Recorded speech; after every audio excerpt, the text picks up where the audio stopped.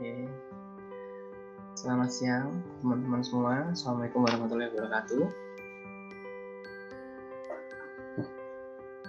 Udah join lagi ya ini ya, sebelum saya.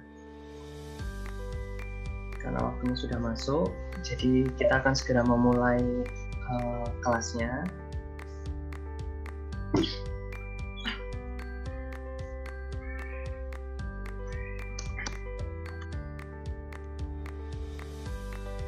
Oke, sambil menunggu untuk teman-teman yang masih akan join lagi, kita nanti kenalan sebentar ya. Nama saya adalah Dr. Adit.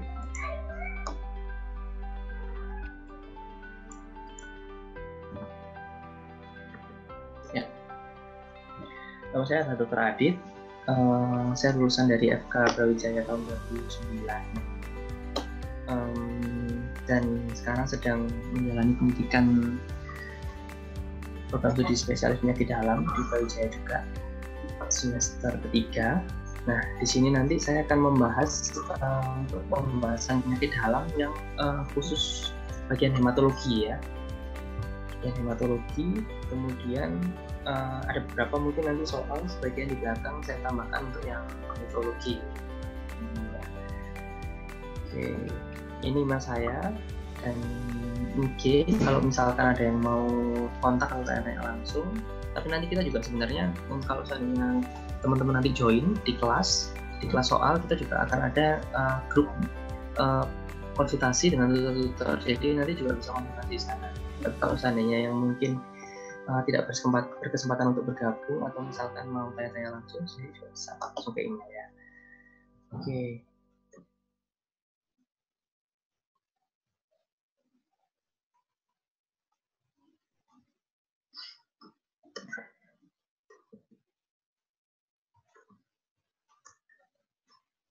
Ya, untuk mempersingkat waktu, langsung kita mulai aja. Ini adalah trial class untuk internal medicine hematologi. Jadi untuk hematologi sendiri atau sistem darah itu sebenarnya SKDI yang masuk untuk 4A adalah hanya satu, yaitu anemia defisiensi besi. Tapi namun demikian yang masuk dalam SKDI kelompok 3 atau 3A itu cukup banyak. Jadi walaupun cuma satu yang 4A, teman-teman harus bisa menangani dengan tuntas, tetapi soal-soal yang masuk keluar di UKMPPD itu masih cukup banyak terkait untuk SKDI 3A-nya ya. Jadi kan kalau 3A itu kan teman-teman harus bisa mendiagnosa, jadi teman-teman harus tahu, kemudian bisa mendiagnosa dan juga memberikan penata laksanaan awal sebelum kemudian akhirnya merujuk ya. Kemudian selain itu nanti juga ada yang SKDI 2 dan SKDI 1. Di sini kita bahasnya mungkin tidak terlalu mendalam ya. Kemudian kita langsung mulai saja. Ini soal yang pertama. Jadi ada seorang wanita usia 26 tahun datang ke poliklinik dengan keluhan badan terasa lemas, mudah lelah dan mengantuk. Kemudian keluhan dirasakan sejak 1 bulan terakhir, namun memberat dalam 1 minggu. Dari pemeriksaan TTP didapatkan tensi TTP masih dalam batas normal ya. Kemudian pemeriksaan fisik juga heparlian dalam batas normal, tetapi ditemukan konjungtiva anemis, koilonisia, dan temuan berikut ini yang ada di gambar ini ya. Oke. Nah, kira-kira diagnosa apa yang paling tepat?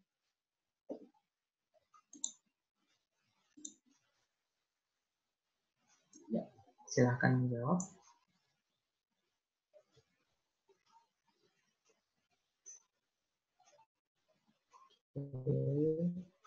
Banyak yang benar ya sudah ya, karena SKD 4 ya, kalian masih tahu ya.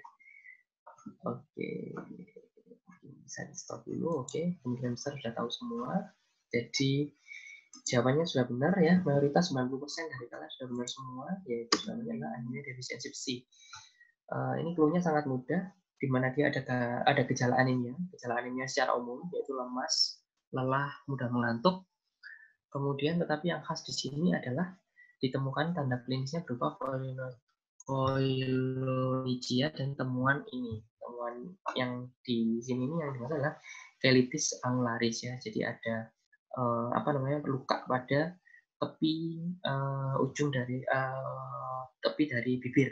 Nah, ini yang termasuk tanda-tanda dari anemia defisiensi besi. Oke, nanti kita bahas di belakang untuk pembahasannya. Jadi ini adalah gejala anemia definisi berdasarkan WHO. Secara umum itu adalah ditemukannya gejala 5L ini untuk mengingatnya ya, lemah, letih, lesu, lelah, dan mulai. Kemudian disertai dengan pucat, pusing, dan minimum konsentrasi. Nah, untuk definisi sendiri, untuk batas maksudnya ya, untuk limitnya sendiri dari kadar hemoglobin untuk menentukan bahwa pasien itu anemia atau tidak itu berbeda-beda sesuai dengan kategorinya. Ada yang anak-anak itu dia dikatakan non anemia jika HB-nya itu 11 ke atas. Kemudian semakin tua dia usia 5 sampai 11 tahun dia menjadi 11,5 ke atas. Anak-anak yang sudah 12 sampai 14 tahun itu 12 ke atas. Kemudian wanita yang tidak hamil itu 12 ke atas, sedangkan pada hamil karena sebagian besar zat besi juga digunakan untuk perkembangan anaknya, maka dia memiliki batas yang lebih bawah, yaitu 11 ke atas. Sedangkan laki-laki 13 ke atas ya. Ini sebenarnya tidak terlalu perlu untuk dihafalkan karena nanti otomatis clue di soal itu sudah menunjukkan dia anemia atau tidak itu sudah kelihatan kasusnya. Jadi ini cuma untuk pedoman nanti kalau kalian misalkan sudah ditulis saja. Nah, selanjutnya, ini yang paling penting. Jadi tadi itu soal pembuka aja, yang saya yakin kalian sudah banyak yang tahu. Sekarang kita bahas untuk klasifikasi anemia untuk memudahkan kita dalam mendiagnosa anemia. Jadi anemia itu sendiri biasanya kita temukan dari tanda klinis berupa pucat yang paling gampang. Tanda klinis yang sign-nya adalah pucat dengan gejala yang tadi lemah, letih, lesu. Nah, pada saat seperti itu, menemukan pasien seperti itu, maka pemeriksaan yang pertama kali kalian harus lakukan adalah darah lengkap ya. Jadi pemeriksaan darah lengkap, pemeriksaan darah sederhana ini semua di daerah pun di puskesmas yang terpencil pun biasanya sudah ada. Nah, darah lengkap ini nanti akan kita nilai yang pertama kadar HB-nya tadi untuk menentukan apakah dia atau tidak. Kemudian yang kita nilai juga adalah MCV dan MCH. MCV itu adalah untuk melihat ukuran dari atau diameter dari eritrositnya. Sedangkan MCH adalah untuk melihat kromasi atau kepekatan dari sel darah merahnya ya. Nah, nanti anemia itu akan dibagi menjadi 3 golongan berdasarkan MCV dan MCH-nya tadi atau ukuran dan kromasinya. Yang pertama adalah mikrositik. Biasanya pasangannya mikrositik dengan hipokrom, kemudian normositik normokrom ini, kemudian yang terakhir adalah anemia makrositik. Nah, apabila kalian menemukan nanti MCV dan MCH-nya itu rendah, berarti dia masuk dalam mikrositik hipokrom, maka selanjutnya yang harus dicek adalah pemeriksaan serum besi ya, karena kita di era BPJS jadi kan semuanya serba hemat ya. Kalau kalian sebagai dokter bisa kalian langsung mengecekkan, misalkan menemukan pasien pucat langsung kalian cekkan DL, kemudian kalian cekkan serum besi dan pemeriksaan lainnya, tapi otomatis kalian jadi kerja bakti karena biayanya akan masuk semuanya ke klaim BPJS. Makanya kita belajar di sini untuk bisa mendiagnosa dengan pemeriksaan penunjang seminimal mungkin.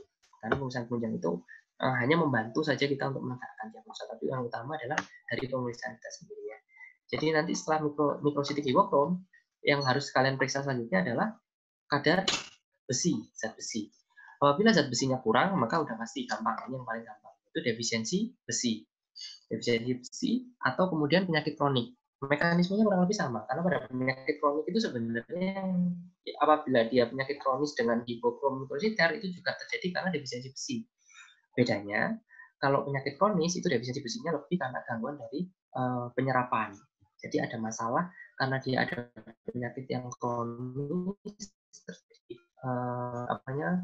radang yang kronis biasanya pada pasien itu, maka dia biasanya nafsu makannya menurun, kemudian serapan ususnya itu tidak baik sehingga akhirnya defisiensi besi. Sedangkan anemia defisiensi besi saja tanpa penyakit itu biasanya karena intake. Kemudian selanjutnya apabila serum besinya normal, nah maka yang harus kita curigai ada 2, yaitu talasemia dan anemia sideroblastik. Talasemia ini adalah apabila gangguannya pada pembentukan rantai globinnya. Jadi kan Hb itu kan hemoglobin, talasemia itu adalah globinnya. Sedangkan sideroblastik nanti masalahnya adalah di hemenya, gitu ya. Kemudian yang selanjutnya adalah normokrom normositer. Normokrom normositer, apabila kalian menemukan ini, artinya MCV dan MCH normal, dilanjutkan dengan pemeriksaan yang disebut dengan retikulosit. Retikulosit itu adalah sel darah merah yang masih muda. Jadi sel darah merah yang seharusnya dia masih dilakukan pematangan di sumsum tulang, tapi kemudian dilepaskan ke sirkulasi lebih dahulu. Ya, kenapa bisa terjadi seperti itu? Karena ini ada dua ya. Yang pertama adalah kompensasi karena adanya pendarahan, atau bukan pendarahan ya, tapi blood loss, jadi hilangnya darah. Hilangnya darah ini bisa karena pendarahan atau hemolitik, jadi pemecahan sel darah berlebihan, atau karena dia pasiennya pendarahan. Sedangkan apabila retikulositnya ini normal, artinya tidak ada peningkatan, berarti sumsum tulang tidak berusaha melepaskan retikulosit lebih tinggi, padahal pasien sedang anemia. Ini biasanya masalahnya adalah di pabriknya. Pabriknya itu baik di sumsum tulang, contohnya adalah anemia aplastik, ya, atau leukemia, atau di apa namanya, masalah dari enzim penunjang atau hormon penunjang dari pembentukan sel darah merah. Contohnya adalah anemia renal. Anemia renal ini biasanya karena kekurangan eritropoietin. Itu adalah hormon yang diproduksi oleh ginjal untuk menginduksi sumsum tulang memproduksi sel darah merah. Nah, di sini kalau retikulositnya normal, maka masalahnya adalah di pabriknya ini tadi. Kemudian yang terakhir yang paling gampang adalah makrositik. Kalau makrositik ini diagnosanya tidak terlalu sulit. DD-nya cuma ada dua, yaitu defisiensi folat dan defisiensi B12. Gitu ya. Oke, kita lanjutkan. Nah, ini tadi yang soal pertama kita tadi. Jadi kalau misalkan ada apa namanya, ada anemia dengan asesmennya ternyata ada kekurangan intake, bisa jadi contohnya misalkan pasiennya vegetarian, karena zat besi itu terutama ditemukan di daging-dagingan, ya, maka dia akan lebih dominan menyebabkan anemia. Kemudian anak dengan ASI eksklusif. ASI eksklusif tidak apa-apa, boleh diberikan sampai usia 6 bulan. Kemudian setelah itu, ibu setelah 6 bulan maka wajib memberikan MPASI. Tujuannya adalah apa? Karena pada ASI itu tidak terdapat kandungan zat besi. Atau kalaupun ada itu sangat sangat kecil. Bahkan tidak terdeteksi lah ya kalau zat besi di ASI. Makanya anak itu tetap harus mendapatkan zat besi dari luar. Oleh karena itulah diberikan MPASI ya. Kemudian cacingan itu juga bisa menyebabkan deficiensi besi. Fungsi fisiknya tadi sudah saya sebutkan ya, anemis angular cheilitis adalah yang ini, luka pada tepian bibir. Kemudian koilonychia ini adalah kuku sendok. Jadi normalnya kuku kita itu akan cembung ke atas, bentuknya seperti ini ya, cembung ke atas. Tapi pada anemia defisiensi besi, kukunya itu jadi dia cekung ke dalam. Jadi bentuknya seperti sendok gitu ya, cekung ke dalam, ke bawah. Nah, itu adalah tanda-tanda khasnya juga. Jadi kan harus perhatikan juga dari tangan pasiennya ya. Kemudian labnya biasanya hemokrom masih mudah ya. Nah, ini kemudian cara untuk mendiferensial diagnosa dari anemia. Anemia saat apa namanya, setelah kalian cek Hb dan MCV-MCH-nya itu rendah. Nah, maka yang selanjutnya kalian lakukan adalah ini. Jadi ada di sini ada marker yang penting untuk dihafalkan. Yang pertama adalah besi, ya, zat besi ini adalah bahan bakunya, ya. Kemudian TIBC, TIBC ini adalah transporternya, jadi total iron binding capacity, jadi protein transporter dari zat besi itu untuk menuju sumsum tulang untuk bisa membawa zat besi untuk produksi di sumsum tulang. Kemudian saturasi transferin. Saturasi transferin adalah perbandingan antara besi dengan TIBC. Jadi apa namanya, kepekatannya. Jadi ibaratnya kalau transporter ini misalkan mobil pickup ya, saturasi transferin ini adalah seberapa penuh si pickup ini membawa zat besinya. Jadi seberapa penuh si TIBC ini membawa zat besinya, itu disebut sebagai saturasi transferin. Semakin pekat maka semakin tinggi saturasinya, itu semakin baik. Kalau semakin rendah maka berarti dia akan semakin menunjukkan kekurangan zat besi. Dan yang terakhir yang harus diperhatikan adalah ferritin. Ferritin ini adalah kadar apa namanya, cadangan besi di dalam tubuh. Biasanya ferritin disimpan di dalam liver atau hepat, gitu ya.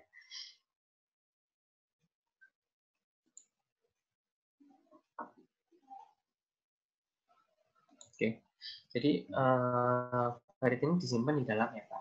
Nah, menghafalkannya gimana mudahnya? Jadi kalau pada anemia defisiensi besi, yang bermasalah adalah besinya kan, zat besinya. Nah, maka otomatis kalau kalian mau ngecek, maka serum besinya akan turun. Nah, tubuh kita yang dalam kondisi sebenarnya normal, cuman masalahnya adalah di zat besinya, dia akan mengkompensasi. Kompensasinya gimana? Karena pabriknya merasa suplainya kurang, maka lebih banyak distributor atau lebih banyak transporter yang dikirim, yang diproduksi untuk mengambil besi dari dari sirkulasi. Maka TIBC-nya akan meningkat. Jadi pabrik tadi mengirimkan transporternya ke sirkulasi untuk mencari zat besi, maka TBC akan meningkat. Nah, karena transporternya semakin banyak, sedangkan yang ditransport semakin sedikit, otomatis satu transporter, satu TIBC hanya membawa zat besi yang sangat sedikit, maka saturasi transferinya otomatis akan menurun, gitu ya. Nah, karena besinya di dalam sirkulasi itu sangat rendah, maka tubuh berusaha memecah cadangan yang ada di liver. Nah, karena sudah banyak yang dipecah, akhirnya jumlah ferritin pun menjadi menurun. Maka akhirnya pada anemia defisiensi besi, zat besinya akan menurun, TIBC meningkat, saturasi transfusi menurun, dan ferritinnya menurun. Nah, itu ya. Sedangkan pada anemia penyakit kronis, sebaliknya, karena masalahnya adalah di tubuhnya pasiennya, bukan cuma masalah di inteknya, maka TIBC, kemampuan dia untuk memproduksi TIBC juga akan menurun. Serum besinya menurun, TIBC-nya juga menurun. Nah, kemudian ferritinnya itu dia akan cenderung normal, tapi bisa juga menurun, tergantung seberapa berat anemia dari penyakit kronis ini. Kalau misalkan sangat berat, maka ferritinnya bisa jadi menurun juga. Nah, selanjutnya untuk talasemia dan sideroblastik. Nah, talasemia dan sideroblastik ini kan zat besinya tidak bermasalah, dia intinya bagus-bagus saja, maka zat besinya akan cenderung normal atau bahkan meningkat. Kok bisa meningkat? Kenapa, Dok? Karena pada talasemia dan sideroblastik itu sel darah merahnya tidak sempurna. Karena di talasemia tadi ada gangguan hemoglobin, sideroblastik tadi ada gangguan di heme, maka hemoglobinnya, eritrositnya akan mudah dipecah.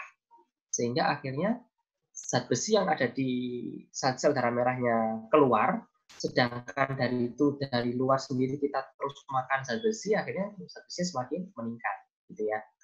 Sementara TIBC orangnya akan berusaha untuk mengkompensasi karena zat besinya terlalu banyak. Kalau TIBC-nya normal, maka nanti akan overload ke sumsum tulang, maka tubuh akan menurunkan produksi dari TIBC. Sedangkan saturasi transferin otomatis akan meningkat, karena kan tadi kapasitasnya otomatis meningkat ya, besinya semakin tinggi, sedangkan TIBC-nya normal atau menurun. Dan ferritin, cadangan besi di dalam tubuh akan meningkat, karena tadi hasil pemecahan tadi karena berlebihan tidak digunakan, disimpannya dalam bentuk ferritin. Akhirnya ferritin semakin lama semakin tinggi, semakin tinggi. Nah, itulah yang akhirnya nanti bisa menimbulkan efek toksik pada pasien-pasien dengan thalassemia dan sideroblastik. Oke, itu ya sudah jelas ya, nggak terlalu susah. Oke, kita lanjutkan nomor 2. Jadi ada seorang perempuan Nyonya W, 28 tahun, hamil, dengan keluar mudah lelas, mata berkunang-kunang, sulit penetrasi, tidak pernah mengalami keluhan seperti ini sebelumnya, TTP-nya normal. Pada pemeriksaan konjungtivanya HB-nya anemis, kemudian HB-nya 9, jadi turunnya. Kemudian MCV-MCH-nya menurun ya, ini hipokromikrosidrat. Nah, kemudian zat besinya seperti ini zat besinya turun, 30 ini. Kemudian TIBC-nya 500 ini meningkat, ferritinnya turun. Nah, ini kasusnya berarti defisiensi besi ya, gampang ya. Nah, kemudian kalau defisiensi besi, terapinya jadinya apa nih? Coba, yuk silakan.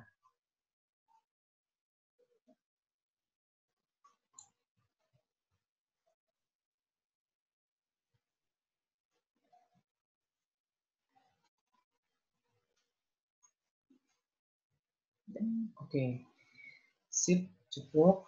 Jadi pada prinsipnya teman-teman sebagian besar sudah tahu bahwa ini adalah menggunakan suplementasi Fe karena defisiensi Fe ya. Yang menjadi permasalahan di sini adalah pembuat soalnya sengaja memberikan sampai ke tingkat dosis ya. Nah, kalau seperti ini maka teman-teman harus memperhatikan miligramnya juga. Jadi pada soal yang ini jawabannya adalah yang B, betul ya. Mayoritas sebagian sudah benar menjawabnya, yaitu B 75%. Nah, Tapi kalau misalkan nanti akan dimainkan dan seandainya B-nya itu keliru, maka kalian harus menghafalkan. Nanti dosisnya, tabel dosisnya saya berikan di belakang ya. Selanjutnya ini adalah seorang wanita 17 tahun, keluar modal lelah dan sering mengantuk. Pasien mengatakan tidak pernah mengalami keluhan sebelumnya. Keluarga tidak ada yang mengalami keluhan serupa. Ya. Tidak ada yang mengalami keluhan serupa. Kemudian dari pemeriksaan fisik didapatkan TTP yang dalam batas normal, penyakit anemis, ada koinonugia positif. Nah, pemeriksaan apakah yang kira-kira kalian temukan? Oke, lanjut. Silakan.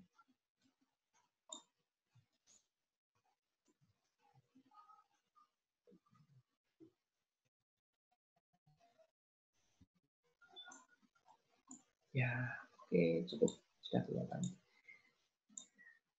Oke, betul ya, mayoritas benar lagi. Soalnya gampang-gampang ya kayaknya.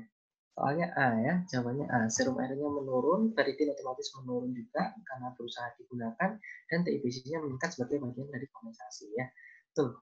Jadi anemia defisiensi besi itu terapi kausalnya yang paling utama dulu dihentikan. Ya, apakah itu bisa karena low intake, karena infeksi cacing, hemoroid dan sebagainya. Kemudian yang pertama dilakukan adalah replacement terapi dari zat besinya. Dan pilihannya adalah oral. Parenteral atau injeksi itu hanya digunakan dengan indikasi tertentu saja, sangat spesifik indikasinya. Jadi kalau misalkan dia tidak bisa mentoleransi besi oral, muntah-muntah terus, tidak bisa minum, kepatuhan minum obat rendah, atau ada gangguan penyerapan besi, misalkan ada operasi usus gastrektomi sebelumnya ya. Kemudian kebutuhannya besinya butuh banyak tapi jangka waktunya sangat pendek, itu baru boleh menggunakan parenteral. Tapi kalau misalkan anemia defisiensi besi secara umum, maka dia harus menggunakan terapi yang oral ya. Karena parenteral ini sangat beresiko. Kemudian diet lainnya yang membantu, terapi lain yang membantu adalah diet tinggi besi, itu biasanya daging-daging atau ikan, hati ya. Kemudian dengan menggunakan vitamin C ini untuk membantu absorpsi dari besinya. Apabila memang HB-nya sangat rendah, kurang dari 4 atau kurang dari 5, dan pasiennya ada tanda-tanda oksigen hangat. Oksigen hangat itu maksudnya kekurangan oksigen ya. Tanda-tandanya bisa dengan takikardi, kemudian saturasi menurun, kemudian pasiennya nampak sesak, RR-nya meningkat. Nah, itu maka masuk oksigen hangat, maka dia harus ditransfusi terlebih dahulu. Sampai itu dinormalkan, kemudian baru dengan suplementasi FP. Nah, ini tadi yang dosis-dosis tadi ya. Ferrosulfat betul 325 dengan kadar besinya adalah 60 mg per tablet. Kemudian kalau fumarat itu 300 dan 99. Glukonat 300 mengandung 35. Tadi kebalik ya kalau yang fumaratnya 300 tapi ininya 30, glukonat 300 tapi 90. Ini kalian yang usah pakai ya. Kemudian interaksi ini juga penting. Interaksi ini untuk melihat. Jadi ada beberapa yang dapat meningkatkan absorpsi besi. Contohnya adalah vitamin C yang paling umumnya, vitamin C dan fruktosa. Fruktosa itu adalah gula pada buah ya. Kemudian yang bisa menurunkan apa? Ternyata obat-obatan lambung, obat-obatan mah itu ternyata bisa menurunkan absorpsi zat besi. Nah, makanya kalau ada suplemen Fe, maka dengan sebaiknya tidak digabungkan dengan obat-obatan mah. Kemudian yang terkenal juga adalah teh. Ya, tanin pada teh itu bisa menghambat. Lanjut. Selanjutnya ini kasus yang lain ya, bukan defisiensi besi. Jadi seorang laki-laki 10 tahun datang ke IGD dengan keluhan pucat dan lemas. TTV-nya dalam batas normal, didapatkan konjungtiva anemis, wajah mongoloid dengan mulut seperti roden, pemeriksaan abdomen dilakukan heparterapat 3 jari di bawah artus poste dan lian Schaffner 3. Pemeriksaan punjamnya HP-nya rendah, hipokromikositer. Pemeriksaan hapusan darah tepi didapatkan anisopoikilocytosis. Apakah diagnosanya? Silakan.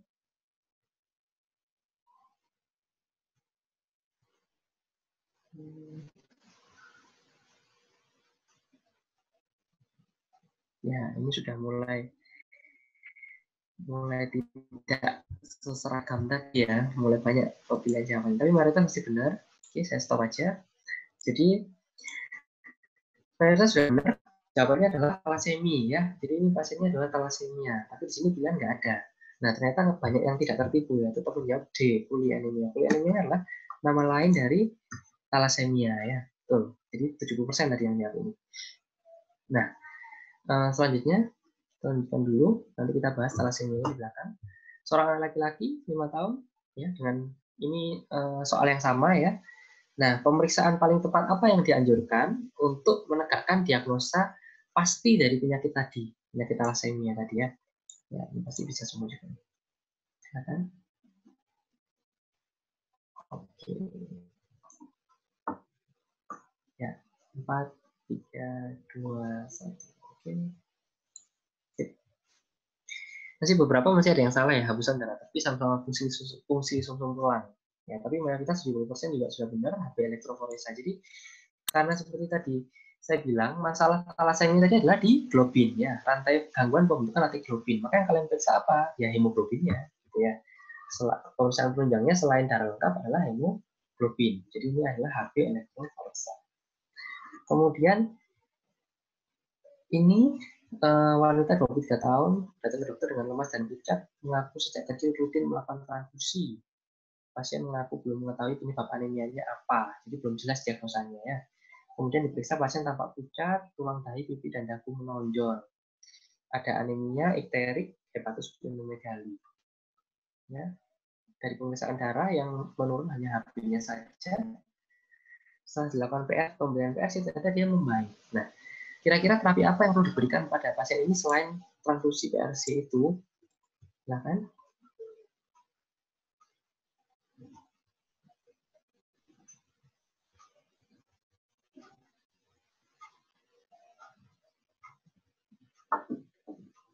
Oke, 5, 4, 3, 2, 1.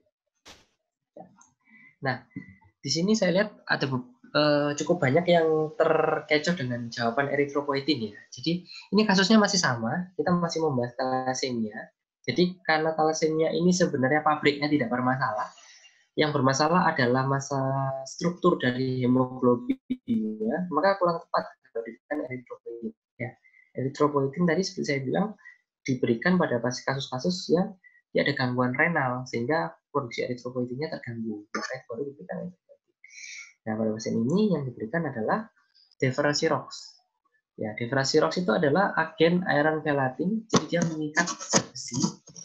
Karena tadi pada thalassemia itu serapannya normal, sedangkan sel darah merahnya terus dipecah sehingga akhirnya kadar zat besinya meningkat, maka obat terapi tambahnya adalah dengan pemberian pengikat zat besi otomatis ya, itu logikanya seperti itu. Jadi yang benar adalah Deferasirox.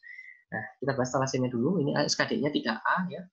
Thalassemia itu adalah penyakit genetik ya, menurun secara genetik autosomal karena defek sintesa rantai globin sehingga menyebabkan hemoglobinnya tidak bagus. Akhirnya dia eritrositnya mudah pecah. Ditandai dengan apa? Karena rantai hemoglobinnya tidak bagus, maka bentukan dari eritrositnya tidak sempurna.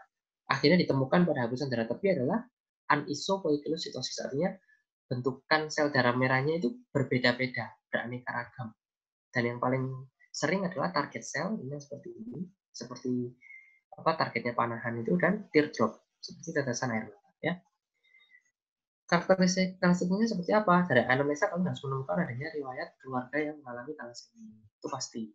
Nggak tahu siapanya, kakeknya, buyutnya pasti ada thalassemia juga.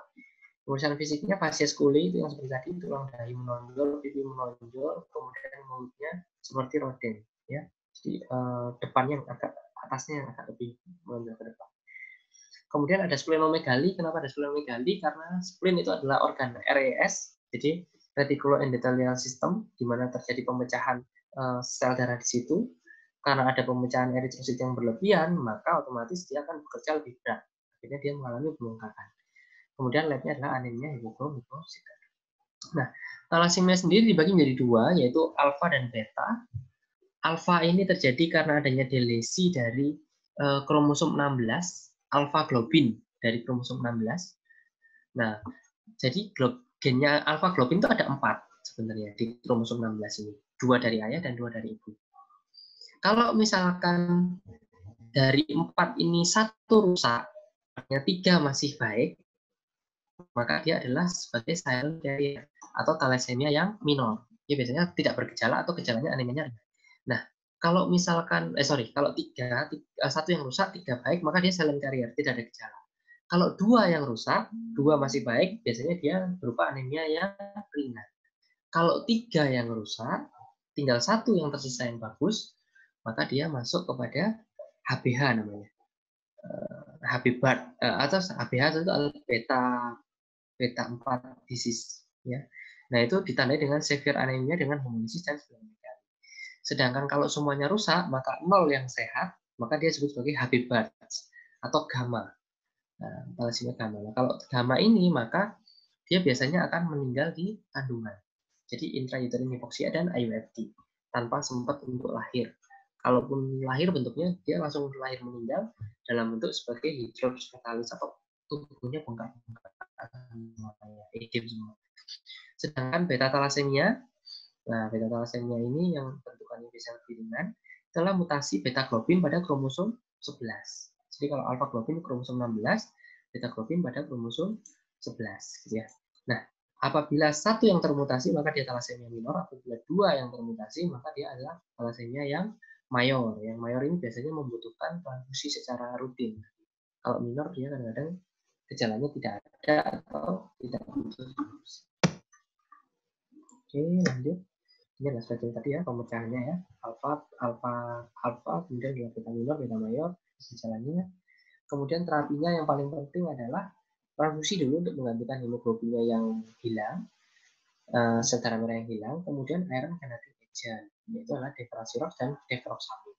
Deferoxamine bentuknya injeksi, kalau deferasirox oral. Tapi yang paling banyak digunakan sekarang, di masa sekarang ini adalah deferasirox. Deferoxamine ini karena masih banyak efek sampingnya. Gitu ya.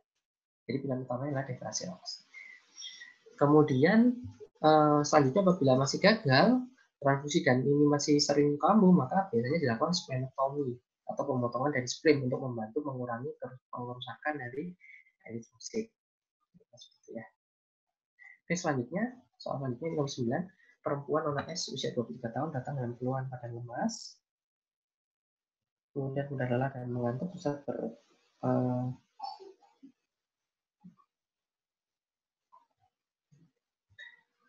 susah konsentrasi, keluar dirasakan beberapa setiap bulan terakhir, ada mual dan nyeri ulu hati. Nah, ini perhatikan ya, ada keluhan mual dan nyeri ulu hati beberapa bulan terakhir. UTP dengan batas normal, misalnya ada anemis, anular keitis, dan temuan berikut ya, ini gambarnya ini ya, mudahnya. Kemudian HP-nya 5, MCV MCH-nya cenderung meningkat. Ya, kira-kira jawabannya apa?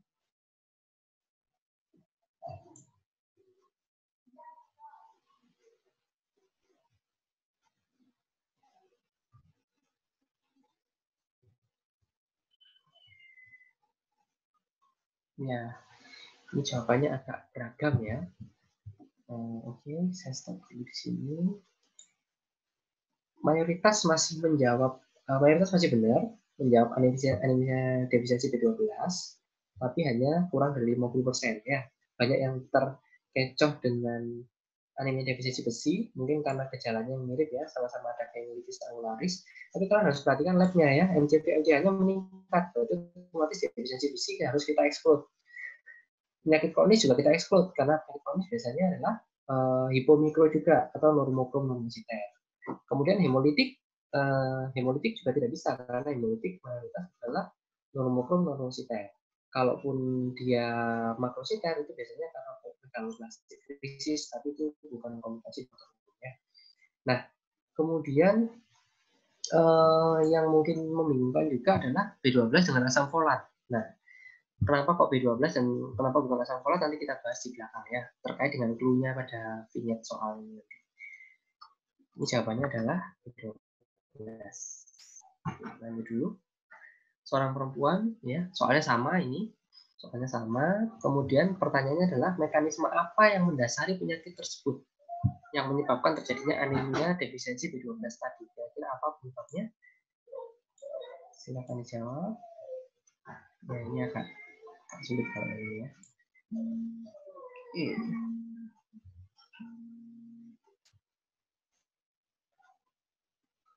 Nah, apa Pak?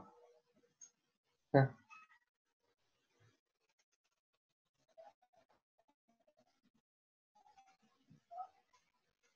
Ya terapinya ngikuti aku. Sing terapinya ini pun mengikuti aku namanya. Oke, aja. Ya, aku sibuk. Oke, sip. Ya, sebagian besar menjawabnya Sudah benar ya teorinya bahwa A itu betul. Jadi mayoritas 58% kalian menjawab A karena kurangnya faktor intrinsik, itu betul. Nomor 2 adalah bukan salah satu di atas ya, ini salah ya, jelas pasti pasti benar kok, yang salah satu di antaranya sudah benar. Nah, terus yang menjawab dengan benar hanya 7%, yaitu jawabannya di sini adalah semua benar ya. Jadi tidak hanya faktor intrinsik. Faktor intrinsik memang menjadi salah satu mekanisme dari penyakit ini, misalnya penyebab dari anemia megaloblastik, tapi tidak menjadi satu-satunya faktor. Kalau dari vignette, karena ini ada masalah di gaster, memang betul kemungkinan besar karena kurangnya faktor intrinsik karena masalahnya di gaster. Nah, tapi jangan lupakan di sini autoimun yang kalian mungkin pernah dengar Crohn disease. Crohn disease itu juga dia ada keluhan seperti mual dan nyeri ulu hati juga karena ada inflamasi. Nah, itu juga bisa menyebabkan anemia limfoblastik. Jadi penyakit autoimun juga benar. Dan kemudian infeksi parasit itu juga bisa. Infeksi parasit adalah infeksi cacing. Mungkin kalau kalian dulu masih ingat pelajaran semester awal ya di kedokteran, nama cacingnya adalah Dipilobacterium latum. Dipilobacterium latum. Ya, itu karena makan seafood yang kurang matang, itu juga bisa menyebabkan deviasi B12. Ya, ini hati-hati ya, dipelajari lagi. Akhirnya ada yang terkecoh juga ya di sini ya. Oke, lanjut. Soalnya nanti kita bahas di belakang. Seorang perempuan nona M, 30 tahun, datang ke poliklinik dengan keluhan badan lemas, ya, gejala anemia pada umumnya. Pasien saat ini sedang hamil dan tidak kontrol kebidan maupun konsumsi vitamin hamil. TTV-nya normal, pemeriksaan fisiknya konjungtiva anemis, dari pemeriksaannya ditemukan HB-nya rendah, ya, anemis dengan MCV-MCH-nya meningkat. Artinya dia makrositer. Maka kira-kira penyebab diagnosanya adalah, silakan.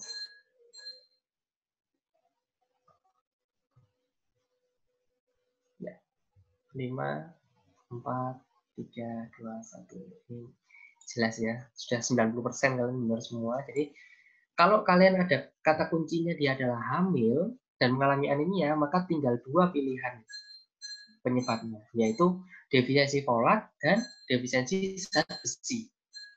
Ya, di sini kebetulan pilihannya nggak ada zat besi ya, tapi kalau misalkan ada, maka yang kalian lihat apa? Pemeriksaan penunjangnya, MCV dan MCH. Kalau dia makrositer, langsung jawabannya folat. Kalau dia mikrositer, maka defisiensi zat besi. Yang lain tidak ada hubungan. Gitu ya. Oke, lanjut. Ya, ini defisiensi folat. Oke, kita bahas satu-satu. Jadi, anemia megaloblastik ini juga SKD-nya 3A. Disebut juga anemia makrositik, penyebabnya ada 2, yaitu defisiensi folat dan B12. Nah, ini dia. Jadi, kalau pada defisiensi folat, itu salah satu penyebabnya adalah bisa karena adanya konsumsi obat-obatan imunosupresan seperti methotrexate. Methotrexate ini imunosupresan atau DMARD ya. Nah, kemudian adanya kronik hemolisis. Ya, jadi karena kronik hemolisis juga bisa menyebabkan terjadinya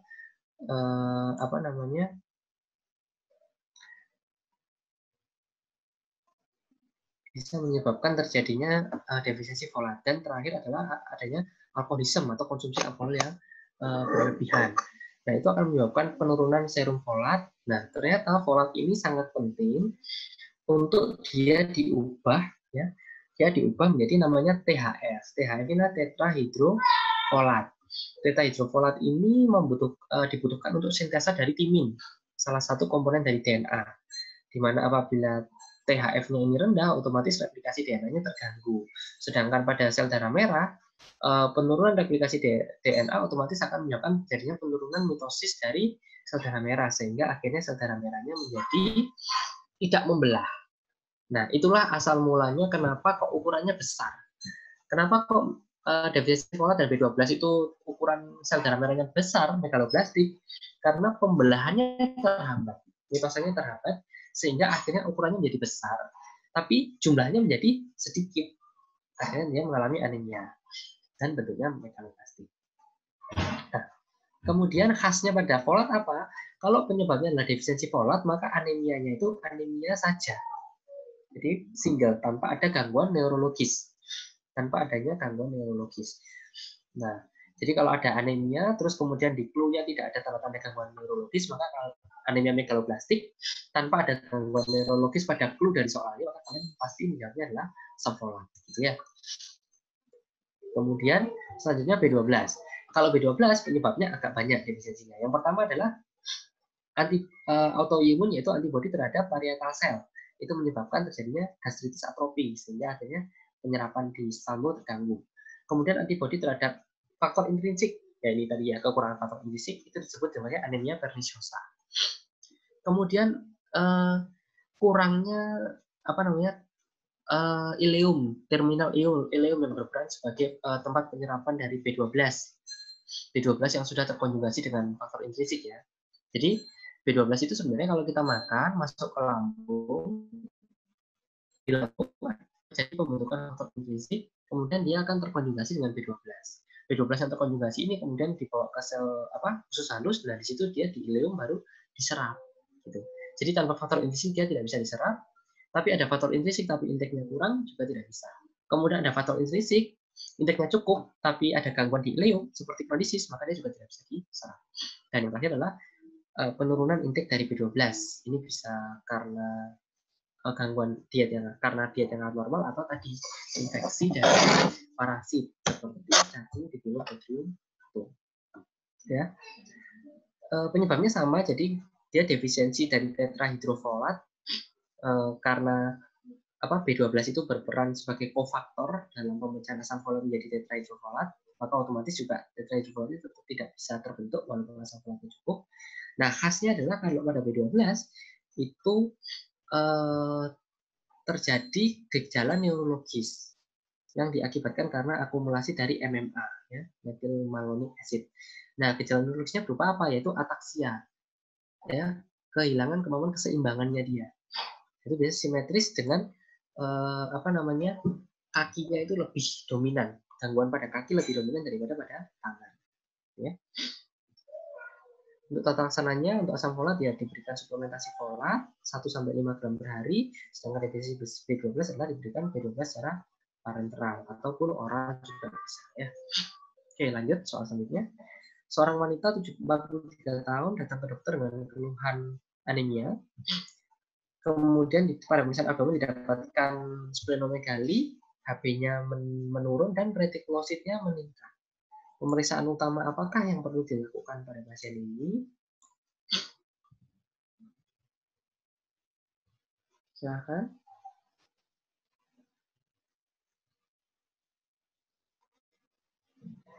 Oke, 4, 3, 2, 1.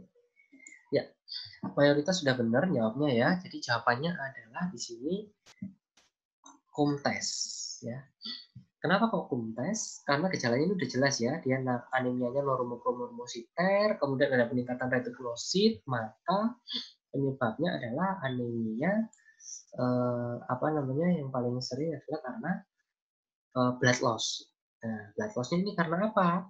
Nah, blood loss-nya yang perlu kita cek ada dua, karena pendarahan kah atau karena anemia hemolitik. Nah, pada pasien ini tidak ada tanda-tanda pendarahan yang khas ya, kecuali urinnya berwarna merah gelap. Nah, tapi ini pasien menyangkal adanya pendarahan. Nah, urin berwarna merah gelap ini bisa jadi karena peningkatan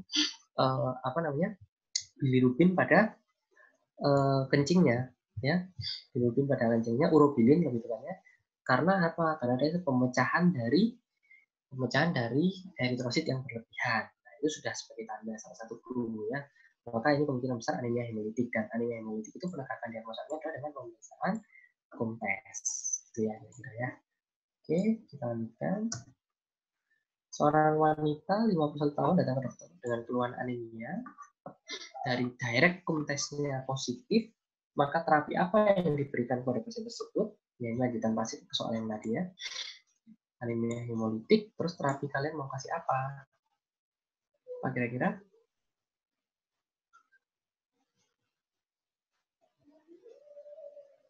Ya. 5, 4, 3, 2, 1. Oke, sip. Ya, di sini ternyata masih cukup banyak yang keliru ya. Jadi 49% sudah menjawab betul, yaitu jawabannya adalah kortikosteroid. Tapi masih ada cukup banyak yang menjawab transfusi PRC. Nah, jadi ini adalah kesalahan yang cukup fatal kalau misalkan dilakukan di praktek klinis ya. Pasien dengan anemia hemolitik itu dia tidak boleh diberikan transfusi PRC kecuali ada tanda-tanda oksigen hangat. Jadi anemianya sangat berat, ya. Ditandai dengan apa tadi? Oksigen hangat, takikardi, peningkatan RR, ya, dengan keluhan sesak. Ini pasiennya nggak ada ya, cuma lemes ya. HB-nya juga masih 0,9, artinya dia tidak yang rendah-rendah banget, tidak turun di bawah 5 atau di bawah 6, yang mana merupakan tanda anemia gravis. Nah, kalau seperti ini maka tangani dulu masalah ininya, masalah utamanya, underlying-nya di sini kan dia pastinya retikulosit meningkat, direct komunitasnya positif, jadi dia IHA ya, anemia hemolitik. Nah, maka diberikan terapinya adalah terapi dari antiinflamasi dulu, kortikosteroid, ya. Nah, imunosupresan dulu sehingga dia menurun reaksi imunnya, biasanya pasien akan otomatis HB-nya meningkat. Kalau misalkan kemudian ada gejala sesak, kemudian ada takikardi dengan takipno, tanda-tanda oksigen hangat, saturasinya menurun, maka baru diberikan transfusi PRC, boleh ya. Tapi yang lain ini tidak ada. B, kristaloid, UVC, dan transfusi tidak ada. Oke. Kita bahas, jadi ini anemia hemolitik ya, ternyata penyebabnya tidak hanya IHA, jadi ada banyak. Klinis khasnya adalah dia pastinya anemia, jaundice, dan hepatosplenomegaly. Anemia karena terjadi pemecahan sel darah merah, jaundice karena bilirubin akibat ada zat sisa dari pemecahan eritrosit ya. Pemecahan eritrosit kan zat sisanya adalah bilirubin indirect. Maka bilirubin indirectnya akan meningkat, otomatis akan menyebabkan jaundice. Kemudian karena anemia hemolitik itu terjadi pemecahan sel darah, maka pemecahan sel darah itu terjadi di organ res, reticular endothelial system, maka heparnya dan liannya akan membesar, ya. Dan retikulosit akan meningkat sebagai kompensasi dari tubuh untuk memenuhi sel darah merah di dalam tubuh, jumlah sel darah merah. Nah, anemia hemolitik sendiri dibagi menjadi dua, yaitu intrinsik dan ekstrinsik. Intrinsik adalah dari tubuhnya dia sendiri, dari si pasien itu sendiri. Intrinsik itu adalah dari sel darah merahnya sendiri. Jadi masalahnya adalah di sel darah merahnya. Sedangkan ekstrinsik itu adalah apabila penyebabnya adalah dari luar sel darah merah. Ya. Intrinsik dibagi lagi menjadi 3, yaitu membranopati, enzimopati, dan hemoglobinopati. Kalau membran, ini masalahnya adalah di membran eritrositnya. Itu penyakitnya adalah spherositosis herediter. Kalau enzimopati ini adalah gangguan pada enzim dari proses pembentukan sel darah merah. Nah, contohnya paling terkenal adalah defisiensi glukos 6 difosfat atau G6PD. Glukos 6 difosfat defisiensi. Kemudian kalau hemoglobinopati ini masalahnya adalah di hemoglobin. Contohnya adalah thalassemia, sideroblastik, dan juga sickle cell. Kemudian ekstrinsik ini berarti di luar sel darah merah. Jadi sel darah merahnya sebenarnya sehat-sehat aja, bagus, tapi ada faktor di luar itu yang menyebabkan sel darah merahnya menjadi mudah lisis. Contohnya adalah yang paling penyebab utama yang paling banyak adalah autoimun, yaitu IHA. Kemudian infeksi, contohnya adalah malaria. Malaria kan menginfeksi sel darah merah ya. Kemudian adalah mikroangiopati. Mikroangiopati ini biasanya terjadi karena ada pemasangan prostetik, alat-alat prostetik seperti prostetik valve pada penyakit jantung, penyakit katup jantung. Ya. Nah, kita bahas yang paling banyak aja, IHA. IHA ini bagi menjadi dua, yaitu warm dan cold. Yang bahaya adalah yang warm. Warm ini bahaya kenapa? Karena eritrosit itu sudah terikat dengan antibodi. Antibodi terhadap eritrosit itu pada suhu tubuh kita yang normal. Jadi kita biasa-biasa aja, nggak demam, nggak kedinginan, itu sudah eritrositnya diserang oleh antibodi. Sehingga sangat mudah pasien dengan warm type ini sangat mudah untuk mengalami anemia. Ya, ini akut berat. Anemianya berat, komunitasnya positif. Dimediasi oleh IgG, ya, IgG positive RBC. Terapinya adalah kortikosteroid dosis tinggi. Atau kortikosteroid untuk mensupresi reaksi imunnya. Sedangkan kalau cold type, itu eritrositnya akan terikat maksimal dengan antibodi pada suhu 0 sampai 4. Nah, mengingat tubuh kita suhunya 37, maka cold type ini termasuk jarang terjadi. Biasanya orang-orang dengan IHA dengan cold type ini baru akan muncul gejala pada saat dia di daerah dengan iklim yang dingin atau suhu yang dingin. Ya. Klinisnya adalah akrosianosis, jadi dia sianosis biru, ujung-ujungnya kebiruan, biru. Kemudian apa namanya, labnya juga sama ya, masih home test, tapi HB-nya relatif masih lebih tinggi dibandingkan dengan yang wild type. Dan diperantarai oleh IgM. Terapinya gampang, jadi dia cuma menghindari paparan dingin. Pakai sarung tangan, pakai jaket, dia hangat, maka dia hemolisis-nya akan otomatis berhenti. Proses hemolitiknya akan berhenti. Ya. Oke. Lanjut, pada 14. Pasien wanita 20 tahun mengeluh sulit fusi berdarah.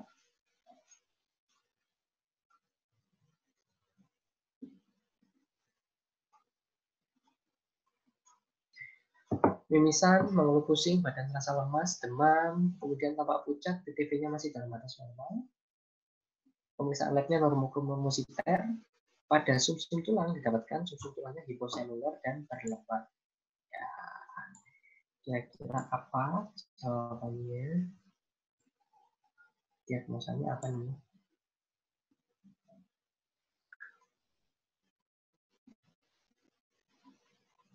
Oke, 5, 4, 3, 2, 1. Ya. Ini sudah benar sih ya, semua mayoritas ya. Ya, luar biasa. Kayaknya udah benar-benar belajar ya kalian ya. Jadi ini adalah kasus anemia aplastik ya. Kata kuncinya adalah di sini. Sumsum tulangnya hiposeluler dan berlemak. Nah, buat teman-teman yang tidak tahu jawabannya, itu sebenarnya juga gampang untuk menilai soal ini. Kenapa aku bilang gampang? Karena dia kalian cukup menyingkirkan kemungkinan jawaban yang salah untuk mendapatkan jawaban yang benar. Ya, contohnya ini, dia kan di sini ada fusi berdarah dan mimisan, ya. Kemudian dia dengan normokrom normositer. Normokrom normositer, anemia penyakit kronis biasanya kan hipokrom, jadi bisa kita singkirkan ya. Karena ini gejalanya anemia, HB-nya 8. Nah, ini limfoma, leukemia itu tidak ada tanda-tanda keganasan di sini, maka itu bisa disingkirkan sementara. Ya. Kemudian, karena kalaupun misalkan ini karena keganasan, pemeriksaan sumsum tulangnya pasti akan terlihat bahwa dia limfoma atau dia leukemia. Maka A, B, E, dan bisa disingkirkan. Sedangkan untuk AIHA, di sini pasiennya hanya pucat saja. Tidak ada tanda AIHA seperti apa? Ikterik, kemudian peningkatan bilirubin juga tidak ada, hepatosplenomegali tidak ada, kemudian apa namanya, hepatosplenomegali tidak ada, dan kumtes juga tidak ada. Nah, maka akan tersisa anemia aplastik. Jadi walaupun kalian sebenarnya tidak tahu jawabannya, masih tetap bisa menjawab dengan memikirkan jawaban-jawaban yang salah. Itu salah satu trik ya. Kalau misalkan kalian mentok, maka paling nggak singkirkan jawaban yang salah dulu, supaya peluang menjawab kalian lebih tinggi untuk menjawab benar soal BPD-nya ya. Untuk yang masih salah-salah ini ya, sekitar 31% yang salah ya. Oke. Nomor 15, perempuan 12 tahun. Ya sebenarnya masuk ini ya, anak kecil ya, tapi nggak apa-apa. Ini soalnya BPD juga. Terasa lemas, mudah lelah, mengantuk, ya gejala anemia lah ya pada umumnya. Kemudian konjungtiva anemia, liver span-nya membesar, liannya membesar, terus kemudian dari pemeriksaannya anemia, hipokrom, mikrositer. FE-nya normal, cenderung tinggi ini ya. Kemudian TIBC-nya normal, KID-nya normal. Pada pemeriksaan darah tepi didapatkan gambaran seperti di bawah ini. Kira-kira penyebabnya apa? Ya, silakan.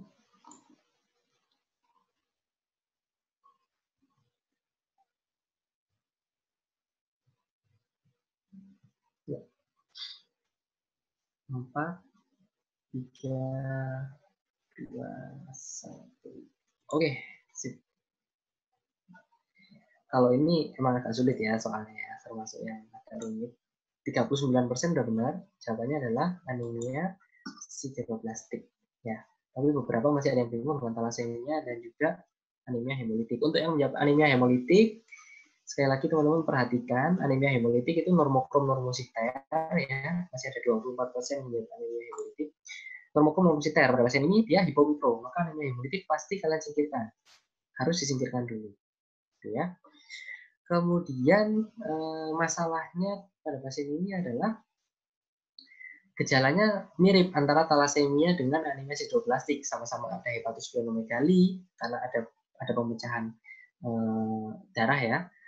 Kemudian apa namanya MCV-MCH-nya sama-sama menurun ya, dia hipomikro.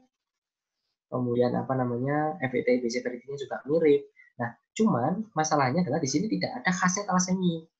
Ya, mukanya juga tidak dijelaskan gimana, kemudian HB elektroforesa tidak disebutkan di sini gitu ya. Kemudian dari pemeriksaan sel darah tepi, kalau kalian lihat tidak ada tanda-tanda yang untuk talasemia, teardrop, kemudian target sel itu tidak ada di sini ya. Nah, maka sebenarnya dengan menyingkirkan itu kalian juga sudah bisa menjawab sideroblastik, walaupun kalian nggak tahu sideroblastik itu apa ya. Dan nanti kita akan bahas sideroblastik. Anemia sideroblastik itu termasuk SKDI tipe 2. Jadi yang derajat 2. Kalian cukup tahu penyakitnya saja dan merujuk, tidak perlu menterapi ya. Inilah penyakit genetik ditandai dengan adanya anemia, ditandai dengan temuan ring sideroblast pada tepi dari eritrosit. Apa itu ring sideroblast? Ring sideroblast itu adalah kumpulan zat besi yang berbentuk cincin pada tepian dari eritrosit ya. Jadi, nah untuk yang titik ini, yang tadi ada di soal, ya soalnya kayak gini ya, ada titik ini di ungu kebiruan itu adalah Pappenheimer bodies. Pappenheimer bodies itu adalah bagian mengandung Fe yang terdapat pada eritrosit dari pasien dengan anemia sideroblas. Nah, sedangkan ini adalah ring sideroblastik. Ini Pappenheimer-nya banyak ya, mengelilingi. Nah, syaratnya adalah dikatakan ring sideroblas kalau dia lebih dari 2/3 apa namanya 2/3 dari eritrositnya itu dipenuhi oleh itu. Maka disebut sebagai anemia sideroblastik. Dan ini adalah ring sideroblastik. Ya. Jadi penumpukan Fe ini yang tanya apa? Izin bertanya untuk tahu TIBC-nya normal gimana ya normalnya? Oke, jadi untuk TIBC normal tadi sudah apa namanya sebenarnya pada kasus itu biasanya akan dikasih keterangan biasanya. Jadi seperti pada soal ini memang ini dia tidak diberikan penjelasan ya, karena kan kita untuk latihan ya, untuk memudahkan kalian apa istilahnya kalian bisa belajar menghafal itu kita nggak pasang. Tapi biasanya kalau pada soal-soal itu kita akan diberitahu kalau misalkan itu meningkat atau menurun. Kalau misalkan tidak diberitahu ya otomatis memang harus dihafalkan ya. TIBC itu normalnya adalah sekitar 200 sampai 300 sampai 400. Jadi beda-beda tiap laboratorium itu nilai normalnya bisa berbeda-beda tergantung reagennya ya. Jadi agak sulit, tapi pada intinya biasanya Fe itu dikatakan dia kurang itu biasanya kalau dia di bawah 150 atau di bawah 100 itu sudah mulai dikatakan kurang. Tinggi kalau misalkan di atas 400. Kemudian ferritin itu di atas apa namanya 1000 itu sudah di atas 800 atau 1000 itu sudah bisa dikatakan ferritinnya meningkat. Biasanya pada pasien-pasien dengan talasemia. Di bawah 200 biasanya itu ferritinnya termasuk yang sudah mulai menurun. Tapi di bawah 100 itu baru dikatakan defisiensi. Jadi beda-beda. Enggak masalah, itu enggak terlalu prinsip untuk kalian hafalin. Nanti biasanya di soal akan diberitahu gitu ya. Jadi enggak perlu terlalu. Karena clue-nya juga akan kelihatan kok dari yang lain-lain. Selain dengan FE, TIBC, dan VIT. Biasanya tidak diberikan dalam bentuk angka gini, tapi diberikan FE-nya menurun, TIBC meningkat. Ya. Karena itu bukan kompetensi dokternya juga untuk menghafal. Oke, lanjut. Nah, ini tadi yang soal anemia aplastik ya. Jadi anemia aplastik itu masalahnya adalah di pabriknya. Bone marrow-nya dia rusak. Bone marrow-nya rusak digantikan dengan lemak, jaringan lemak. Tadi kan ada gambarnya. Bone marrow-nya hiposeluler dan berganti dengan lemak. Nah, itu adalah tanda khas dari anemia aplastik. Karena bone marrow-nya rusak, maka tidak hanya anemia. Nah, berarti di soal kalian harus cari kalau ada clue-nya dia pansitopeni, jadi dia ada anemia, trombositopeni dengan leukopeni. Nah, maka itu kalian harus curiga mungkin ini ada suatu anemia aplastik. Nah, kalau misalkan yang ditanyakan adalah diagnosanya, Ya, maka kalau tidak ada penyebab pansitopenia yang lain, mungkin bisa dia anemia aplastik. Tapi kalau ada penyebab yang lain, maka kalian cari pemeriksaannya dengan BMP untuk menentukan. Kalau gambaran BMP-nya hiposeluler dengan apa namanya, dengan disertai adanya gambaran lemak, maka dia anemia aplastik. Kalau dia pansitopeni tapi sumsum tulangnya hiperseluler, justru kelihatannya meningkat aktivitasnya, tapi kok pansitopeni, maka kemungkinan dia adalah MDS, ya, myelodysplastic syndrome. Itu salah satu keganasan ya, keganasan pada hematologi. Ini beberapa penyebabnya anemia aplastik, idiopatik yang paling utama, jadi tidak diketahui penyebabnya apa. Kemudian ada obat, bisa kemoterapi, chlorantraniliprol, dan resivirus, ya. Kemudian lanjut kita ke soal nomor 16, seorang pria 18 tahun datang ke UGD dengan keluhan sering memar pada persendian. Kemudian keluhan muncul terutama saat pasien kelelahan, melakukan aktivitas berlebih. Keluhan sering berulang sejak pasien kecil. Ayah dan ibu pasien diketahui memiliki riwayat keluhan yang sama. Jadi kita sudah harus mengarah ke genetik ya. Kemudian dari pemeriksaan fisik didapatkan hemartrosis. Hemartrosis itu pendarahan pada sendi dengan multiple hematom pada betis dan lengan. Didapatkan trombositnya ternyata dia normal, bleeding time-nya normal, tapi clotting time-nya memanjang, kemudian PT normal, ABTT memanjang, dan tes ristosetinnya normal. Maka yang ditanyakan ternyata bukan penyakitnya ya, tapi gimana cara menurunnya penyakit ini. Jadi kalian harus mendiagnosa dulu ini penyakitnya apa, kemudian menurunnya dengan cara apa. Kasus saya sebenarnya, tapi ini banyak benar ya. 4, 3, 2, 1. Oke. Ya. Mayoritas jawabannya udah benar. Mungkin kalau udah tahu ya, ini gejalanya adalah penyakit hemofilia. Kalau hemofili jadi sudah benar 60% jawab benar, yaitu X-linked resesif.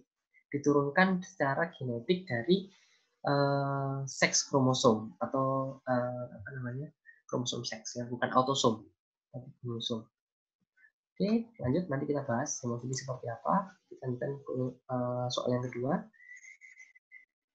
Dia 21 tahun, mimisan sering berulang sejak masih kecil, tidak diketahui penyebabnya. Trombosit normal, APTT memanjang, clotting time memanjang. Aktivitas faktor 8-nya rendah, maka diagnosanya adalah sama ya seperti tadi. Oke, sip. Kalau ini mayoritas sudah benar ya. Kita stop aja. Mayoritas sudah benar, jawabnya hemofilia yang A ya. Jadi faktor 8 itu A, faktor 9 itu B. Hemofilia C itu jarang banget ditemukan. Biasanya gangguan pada faktor non 8 dan non 9. Oke, lanjutkan dulu hemofilia A. Selanjutnya, pasien rawat inap 52 tahun dengan sepsis. Itu salah satu kata kunci ya, sepsis. Di keluarga keluarga muncul bintik-bintik merah pada seluruh tubuh, TTV-nya tensinya rendah, nadinya takikardi, ada takipnu, demam, peteki luas dengan purpura yang berat, kemudian HB-nya rendah 10, leukositnya tinggi, trombositnya rendah 50. Fibrinogennya rendah 0,8, protrombinya meningkat, dan didapatkan peningkatan D-dimer. Nah, apakah diagnosanya?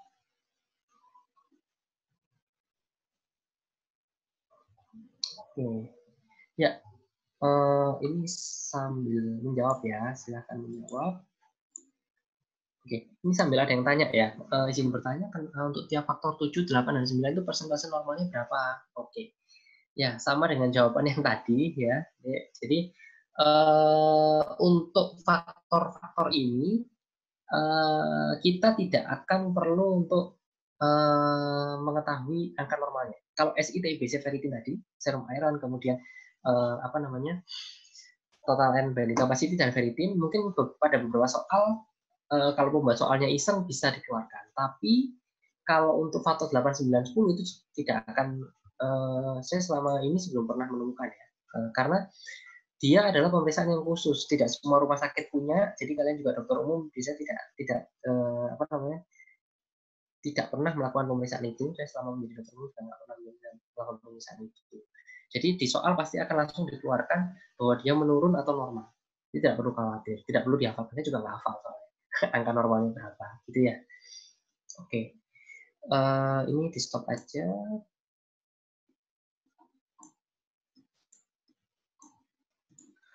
Mayoritas sudah benar ya. Jadi jawabannya ini adalah DIC. DIC itu adalah disseminated intravascular coagulation atau koagulopati. Jadi salah satu pemicu utamanya adalah sepsis, walaupun belum tentu. Tidak selalu DIC itu terjadi pada pasien yang sepsis. Pada pasien non sepsis juga bisa terjadi. Ya, pada non sepsis juga bisa terjadi. Khasnya adalah pokoknya semuanya tidak normal. Semua yang terkait dengan hemostasis pendarahan itu tidak normal pada pasien DIC. Jadi fibrinogennya itu tidak normal, kemudian trombositnya juga tidak normal, protrombin, PT-APTT-nya tidak normal, coating bleeding time-nya juga tidak normal. Semuanya abnormal. Itu adalah khasnya DIC. Jadi kalau kalian menemukan soal semuanya tidak normal, maka dia kemungkinan besar penyebabnya DIC. Ada yang tanya von Willebrand sama Henosiomin purpura, nanti kita bahas di tangan. Nanti memang aku akan ngasih pembahasannya semua. Lanjut dulu. Ya, seorang pria 18 tahun datang ke poli penyakit dalam konsultasi mengenai penyakit. Dia sering berdarah, gusi berdarah, dan menyesal. Berulang sejak kecil, PTG positif, HB normal, leukosit normal, trombositnya 30.000. Dia ada trombositopenia dengan bleeding time memanjang, PT dan APTT-nya normal. Diagnosanya apakah pada pasien ini? Hemostasis lagi. Jadi kita bahasnya satu-satu ya. Tadi kita bahas anemia, selesai. Ini nanti kita akan membahas tentang hemostasis pembekuan darah, baik dari sisi trombosit maupun faktor pembekuan. Kemudian nanti baru kita membahas tentang keganasan hematologi. Karena tiga poin itu yang paling penting di hematologi ya. Oke, sudah ini mayoritas sudah benar ya. Saya stop aja. 70% udah menjawab benar. ITP khas sekali. Dia trombositopeni dengan adanya mucosal bleeding dan TECI ya. Kan ITP itu kan imun trombositopenic purpura. Ya termasuk TECI. TECI dengan purpura sama ya. Kalau TECI itu warnanya bukan warna kemerahannya, sementara purpura itu dia melonjol. Melonjol ada yang palpable atau non palpable. Pada yang ITP yang dia non palpable. Oke, jadi ya minta tolong yang ini ya, coret-coret ya, jangan ini ya, kasihan temen yang lain.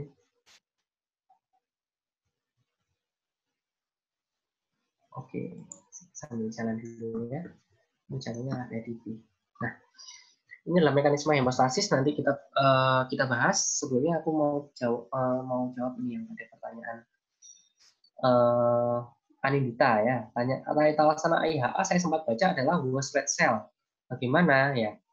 Terus dijawab sama yang Fadlulaila. Oke, HB kurang dari 4. Ya benar. Jadi seperti yang aku bilang, AIHA, autoimmune hemolytic anemia, itu kan dia ada anemia karena pemecahan sel darah merah. Jadi tubuh itu imunnya itu menyerang sel darah merah punyanya sendiri. Jadi dia menyerang dirinya sendiri, memecah sel darah merah sehingga darah merahnya semakin menurun. Jadi dengan itu dulu konsepnya. Logikanya kalau kita berikan sel darah merah, apa yang terjadi? Yang terjadi adalah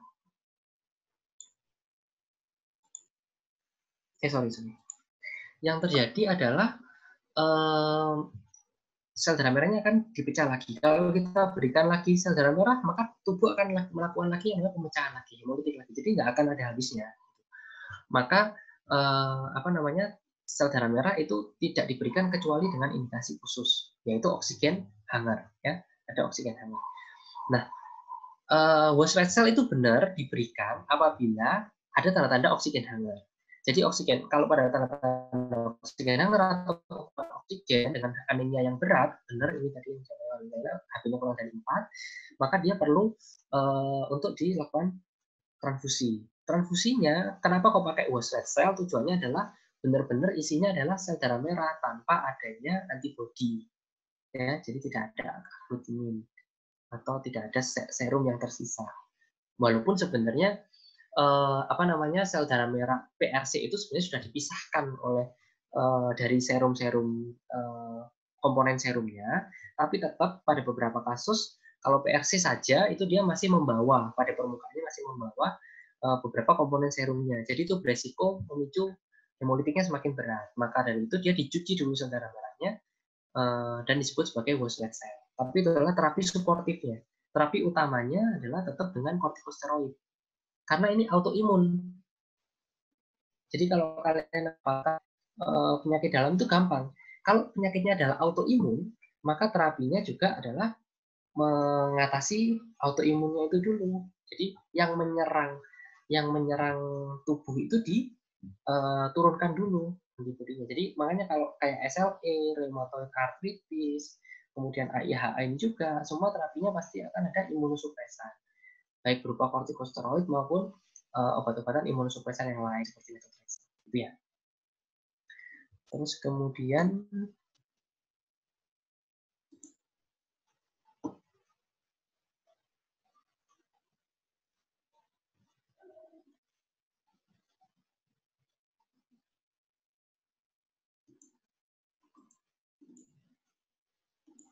nah, kemudian kita lanjut ke yang hemostasis ya. Jadi mekanisme hemostasis dulu kita bahas.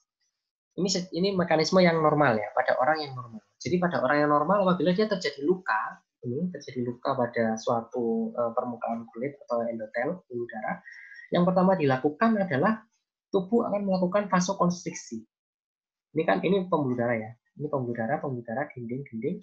Ini adalah lumennya. Lumennya lebarnya segini kan awalnya. Nah, kalau dia ada luka di sini, maka tubuh akan menyempitkan lumen ini. Dengan ini pembukaan sana, ini pembukaan sana. Sehingga akhirnya terjadi penyempitan. Tujuannya apa? Akan lebih banyak ini platelet, ini trombosit yang menempel, nyantol. Sama kayak kalau kalian ada sungai, kemudian sungainya dipersempit, maka sampah yang akan nyantol di situ akan lebih banyak kan? Nah, ini juga sama. Trombosit ini akan lebih banyak yang menempel di sini. Nah, kemudian itu yang refleks pertama. Yang kedua, tubuh endotel akan mengeluarkan endotelin. Endotelin ini juga membantu vasokonstriksi dan membantu peningkatan ini apa namanya extracellular matrix kolagen. Kemudian extracellular matrix ini dia akan mensekresikan faktor-faktor yang diperlukan untuk perlekatan apa namanya platelet. Nah, jadi platelet ini akan menempel, trombosit akan menempel di sini. Kemudian setelah menempel dia akan berubah bentuk shape change, kemudian melepaskan granul-granul ini yang disebut trombosan. Terus ADP. Nah, itu berfungsi untuk merekrut trombosit yang lainnya sehingga akhirnya semakin banyak menumpuk di sini. Ya. Nah, kemudian si kolagen ini dari sel itu juga akan melepaskan yang namanya apa namanya faktor intrinsik. Ya, faktor intrinsik yaitu tisu faktor. Nah, ini yang kemudian dia akan mengaktifkan yang namanya faktor intrinsik, dia akan mengaktifkan yang namanya trombin. Trombin ini kemudian akan aktif dan terjadi pembentukan benang-benang fibrin. Gitu ya. Terus tadi ada yang tanya, nah von Willebrand itu perannya di mana? Jadi von Willebrand ini perannya pada fungsi hemostasis adalah dia berperan sebagai lem dari plateletnya. Jadi dalam hemostasis itu yang berperan komponen paling utama adalah platelet dulu. Ini adalah zat pembekuan darah, dia yang menempel di sini kemudian berubah bentuk dan kemudian akan menjadi benang-benang fibrin. Itu ya platelet. Kemudian yang kedua adalah von Willebrand. Von Willebrand ini adalah berada pada permukaan sel, ya ini yang bintik-bintik merah ini yang kalian lihat bintik merah, dia yang akan menjadi tempat perlekatannya dari trombosit.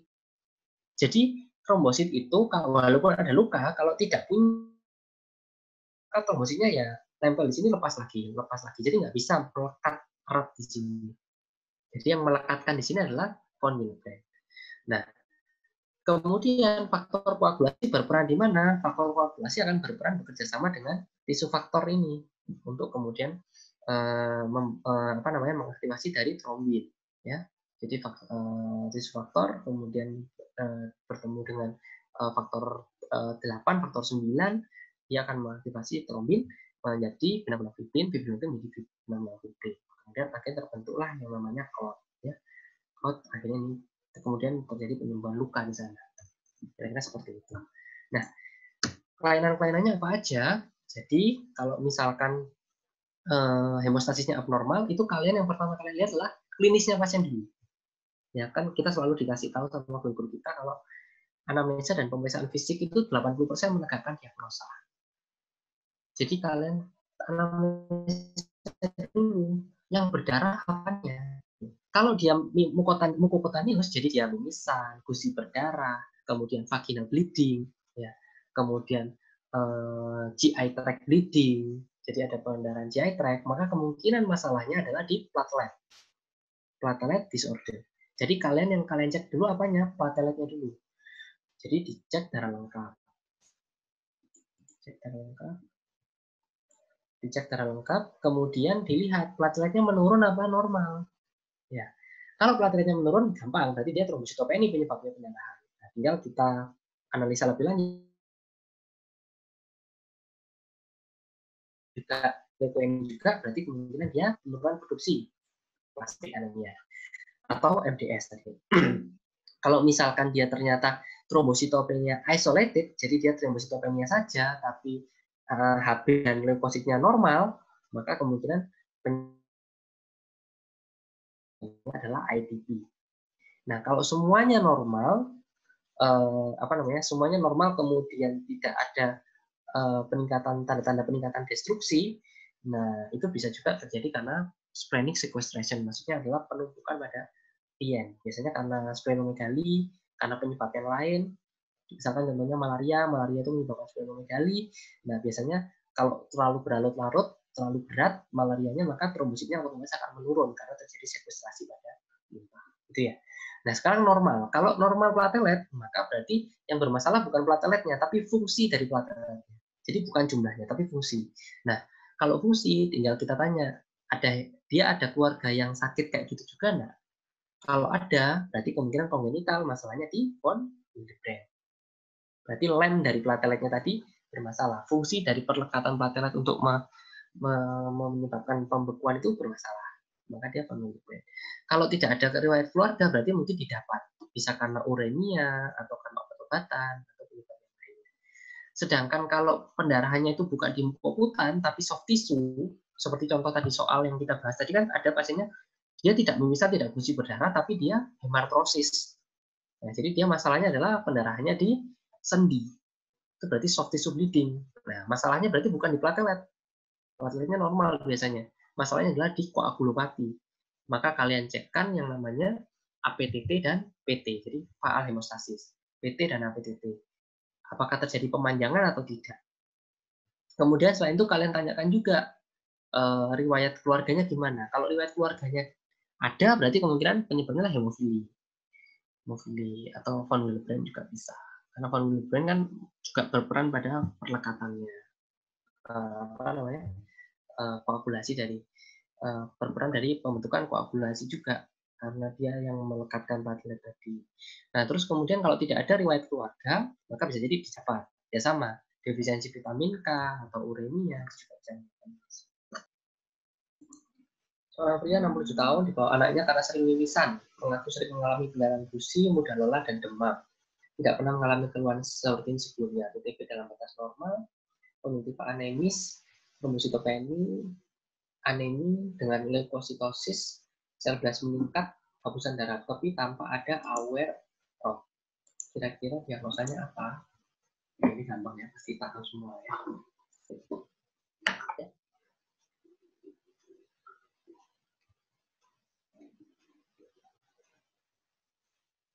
Oke.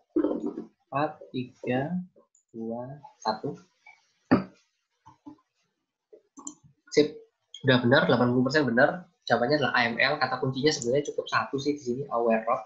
Ya, tapi kalau kalian, intinya kalian untuk nanti di praktek klinis deh, curiga keganasan adalah apabila leukositnya sudah seperti ini, ya jelas curiga keganasan ya. Nah, khasnya AML adalah dia ada bleeding, gusi berdarah, mimisan, itu adalah salah satu khasnya AML. Dengan ada satu lagi yang tidak masuk di dalam soal ini adalah hipertrofi gingiva. Jadi kalian suruh buka mulut, kalian lihat gusinya. Dia sering mimisan, gusi berdarah, gusinya bengkak. Terus orangnya anemis, kalian cek DL lah. Ternyata orangnya HB-nya rendah, leukositnya tinggi sekali. Nah, itu kemungkinan besar dia AML. Tinggal dirujuk untuk pemeriksaan sel darah tepi dan terapi. Sel darah tepinya dikonfirmasi dengan kalau ada ditemukan AML. Atau dirujuk untuk melakukan BMP ya, bone marrow puncture. Oke, lanjut. Pria 60 tahun, oh sudah ya. Pria 45 tahun ke dokter dengan keluhan perut membesar, dirasakan 1 bulan. Badan lemas, mudah lelah, berat badan turun, splenomegalis submural 3, habusan darah tepi tampak seperti gambar di samping. Ya, kira-kira apa itu? Oh, sorry. Pollingnya belum tak mulai ya.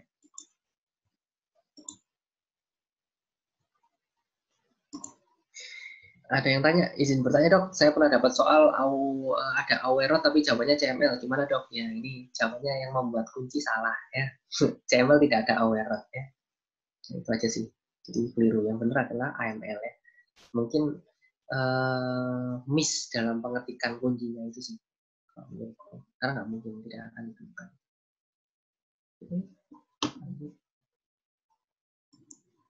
Berapa tadi yang polling? Oke, stop ya. Ya, jawabannya bervariasi kembali. Jadi yang paling banyak menjawab justru CLL. Nah, ini memang bisa CLL dari sisi splenomegalia betul, leukosit dengan splenomegalia bisa, tapi gambaran hapusan darah tepinya tidak sesuai. Jadi ini hapusan darah tepi yang disebut dengan pasar malam, jadi ya.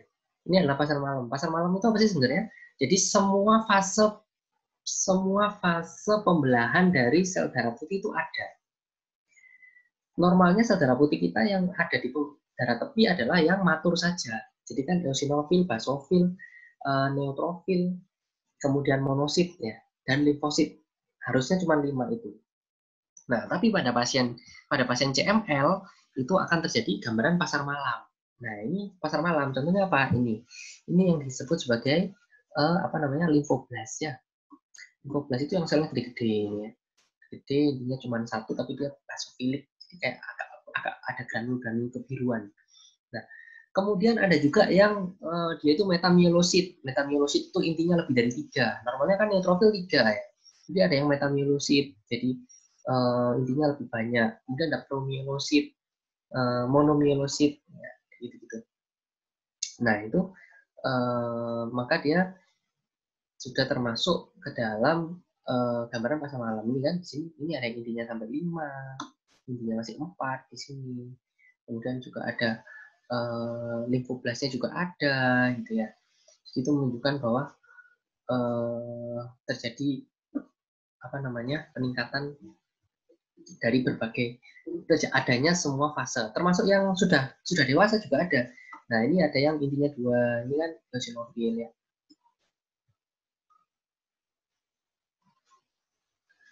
Tolong ya, ini siapa ya? Kalau misalkan nggak, ini keluar aja sebenarnya, nggak usah kayak gini ya, ganggu yang lain.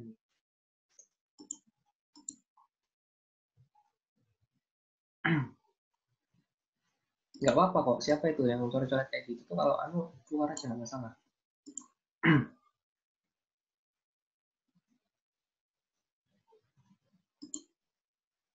Ya nggak perlu ya, kalau untuk show name ya biar aja itu lanjut aja, nggak masalah tuh, anggap aja orang nggak jelas. Oke, lanjut ya. Ini ya betul, itu ada yang tanya ya, Aloysius izin tanya dok, saya pernah baca kalau di CML ada kromosom Philadelphia.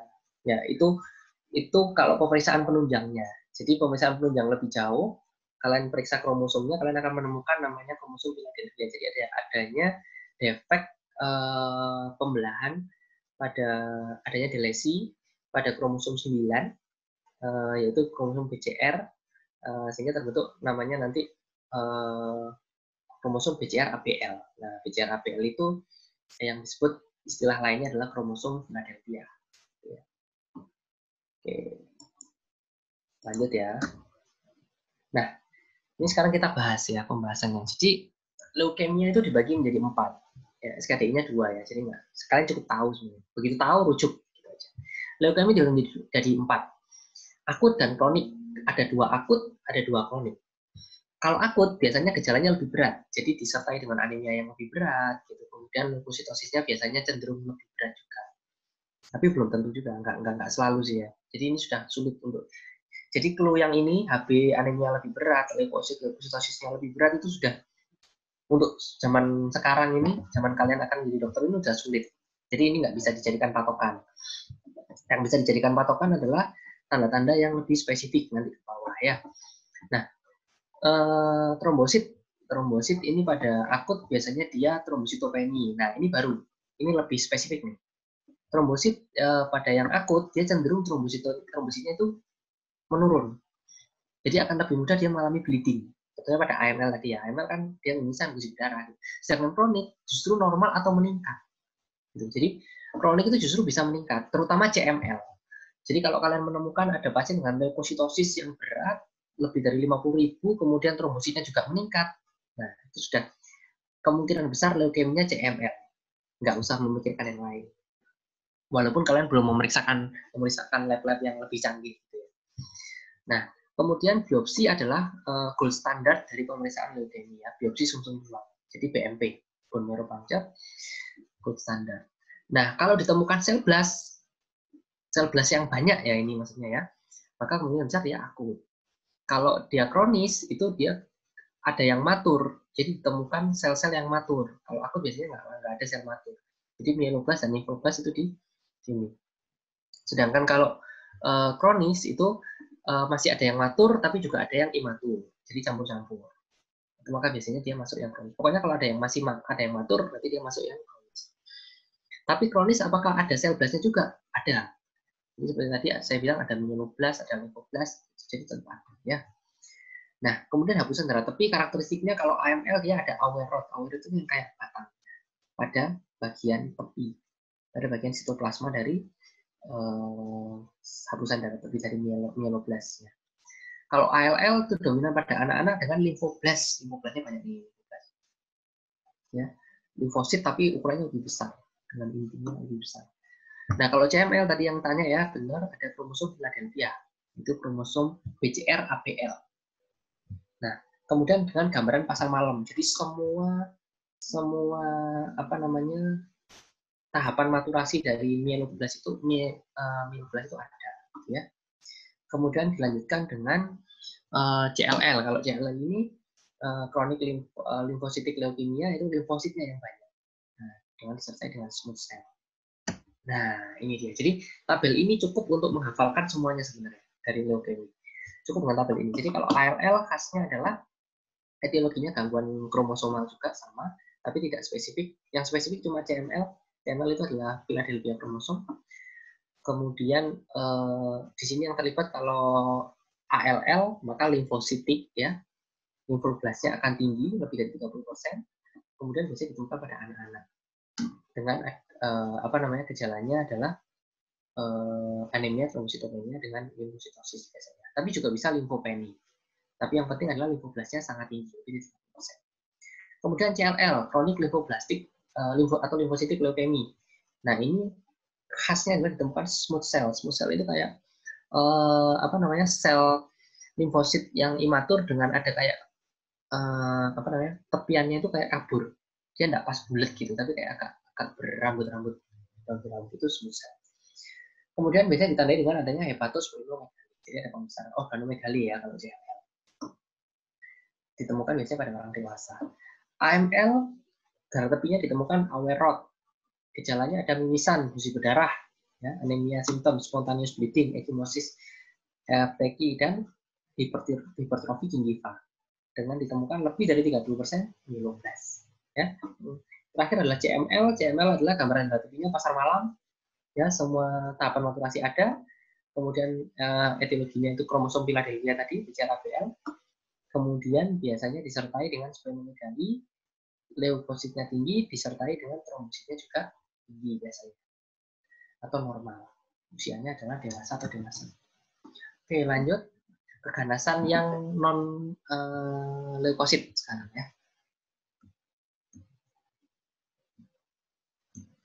Seorang pria nomor 2 tahun datang ke dokter untuk kontrol penyakit PPOK. Dari pengakuan pasien diketahui belum berhenti merokok. Rokok berat sejak muda, tensinya tinggi, HB-nya 20, leukosit 9.000, hematokripnya 54. Ya, kira-kira apakah diagnosanya ini pasiennya?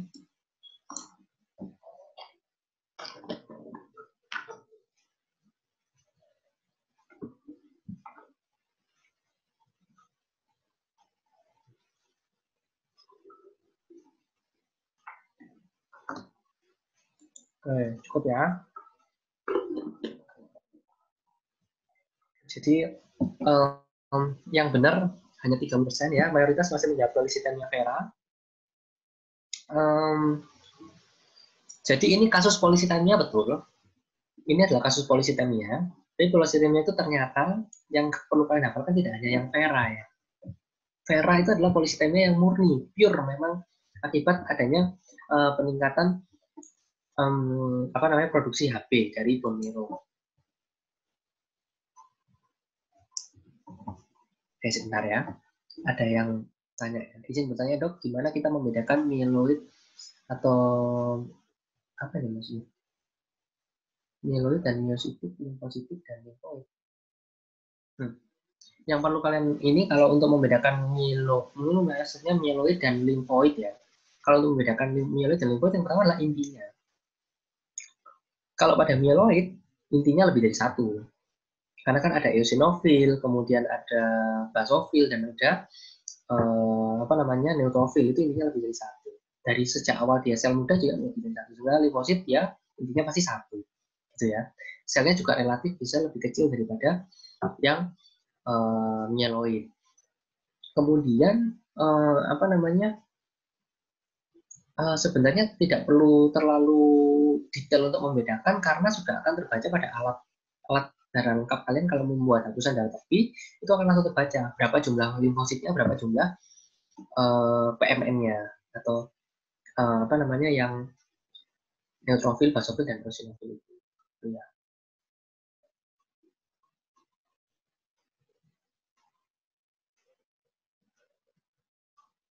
Di soal-soal agak biasa akhiran myositik atau myeloid. Oh ya, jadi yang benar adalah sebenarnya secara umum namanya adalah oid ya. Jadi myeloid dan limfoid. Ya, tapi itu sebenarnya sama aja. Jadi maksudnya misalkan gini, CML, chronic myeloid leukemia atau chronic myelocytic leukemia itu sebenarnya sama aja. Itu cuma perbedaan istilah aja. Yang bagus sebenarnya biasanya pakai myeloid. Tapi kemudian nanti dari situ dia akan dipecah lagi. Misalkan contoh AML ya. AML itu adalah akut myeloid leukemia.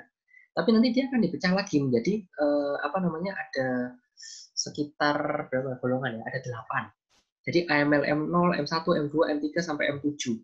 Nah, itu nanti namanya beda-beda lagi. Kayak contohnya misalkan AML M3. Itu nanti akut, nama lainnya adalah APL, akut promyelocytic leukemia. Jadi akhirnya ada yang namanya sitik, ada yang myeloid. Tapi sebenarnya secara umum itu artinya sama saja. Jadi nggak perlu terlalu diperhatikan. Ya. Jadi bertanya dokter, pada ALL apakah terkena pada anak-anak saja? Umumnya seperti itu. Tapi sekarang sih semua masih mungkin ya. Tapi yang paling umum sejauh ini yang paling banyak di anak-anak. Saya terakhir menemukan yang pernah dapat itu sampai umur sekitar 20-an ya. 20-an masih ada sih pernah dapat saya pasien ALL 20-an. Artinya kan dia sudah dewasa. Tapi kalau secara umum kan kalian kan dokter umum kan pengetahuannya secara umum nih. Karena untuk mendidik secara umum. Jadi kalau anak-anak dominannya ALL dominannya pada anak-anak gitu. Tidak perlu yang lebih mendetail dari itu gitu ya. Lanjut ke sini tadi mayoritas masih menjawab polycythemia vera. Polycythemia vera itu adalah nanti kita bahas di belakang ya. Jadi jawabnya polycythemia sekunder. Karena masalahnya bukan di bone marrow. Bone marrow orang ini sebenarnya normal aja. Cuman dia ada masalah di PPOK itu. PPOK itu yang memicu akhirnya bone marrow-nya memproduksi darah merahnya lebih tinggi. Ya, nanti saya jelaskan itu. Nah, ini. Jadi apa yang dimaksud dengan polisitemia? Polisitemia itu adalah peningkatan hemoglobin lebih dari 18,5 pada laki-laki atau 16,5 pada perempuan dengan adanya peningkatan hematokrit. Hematokrit dan sindrom. Nah, kemudian akan dibagi menjadi dua lagi, true hematokrit, true polisitemia atau relatif polisitemia. True polisitemia itulah kalau memang hematokritnya meningkat karena sel darah merahnya memang banyak. Produksi sel darah merahnya meningkat. Maka itu sebagai true polisitemia. Sedangkan relatif itu adalah peningkatan hematokrit semu. Jadi sel darah merah itu sebenarnya nggak naik. Normal, tapi dia menjadi hematokritnya naik karena kekurangan cairan. Contohnya apa? Yang paling sering kasusnya adalah DBD. Ya. DBD itu biasanya hematokritnya akan meningkat sampai 50-an. Nah, itu bisa disebut sebagai relatif polisitemia. Atau misalkan dehidrasi, atau dia orang-orang luka bakar, pokoknya kehilangan cairan sehingga akhirnya darahnya kental, sehingga kesannya hematokritnya meningkat, itu disebut sebagai relatif polisitemia.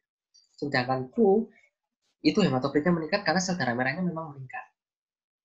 True dibagi lagi menjadi dua, yaitu primer dan sekunder. Primer adalah kalau memang peningkatan darah merah itu karena masalah di bone marrow. Jadi produksinya memang meningkat. Produksinya memang meningkat karena adanya primer penyebabnya adalah di bone marrow-nya. Biasanya keganasan. Itu disebut sebagai polisitemia vera. Sedangkan polisitemia sekunder, true polisitemia sekunder itu adalah peningkatan sel darah merah, produksi sel darah merah di bone marrow, tapi karena penyebab di luar dari bone marrow. Contohnya tadi pada pasien ini adalah PPOK. Kenapa kok PPOK itu bisa menyebabkan terjadinya polisitemia? Karena yang disebut sebagai hypoxia driven. Jadi pada pasien PPOK kan perfusi dari oksigen dan CO2 pertukaran antara oksigen dan CO2 di alveoli kan terganggu karena alveolinya rusak ya karena akibat dari PPOK-nya itu. Nah, kerusakan itu akan menyebabkan tubuh itu merasa, aduh aku kekurangan oksigen nih. Nah, efeknya gimana kalau kekurangan oksigen? Yang pertama dilakukan adalah jantungnya akan berdebar. Dia akan meningkatkan denyut jantung untuk meningkatkan pompa darah ya. Kemudian nafasnya akan lebih cepat dan berat.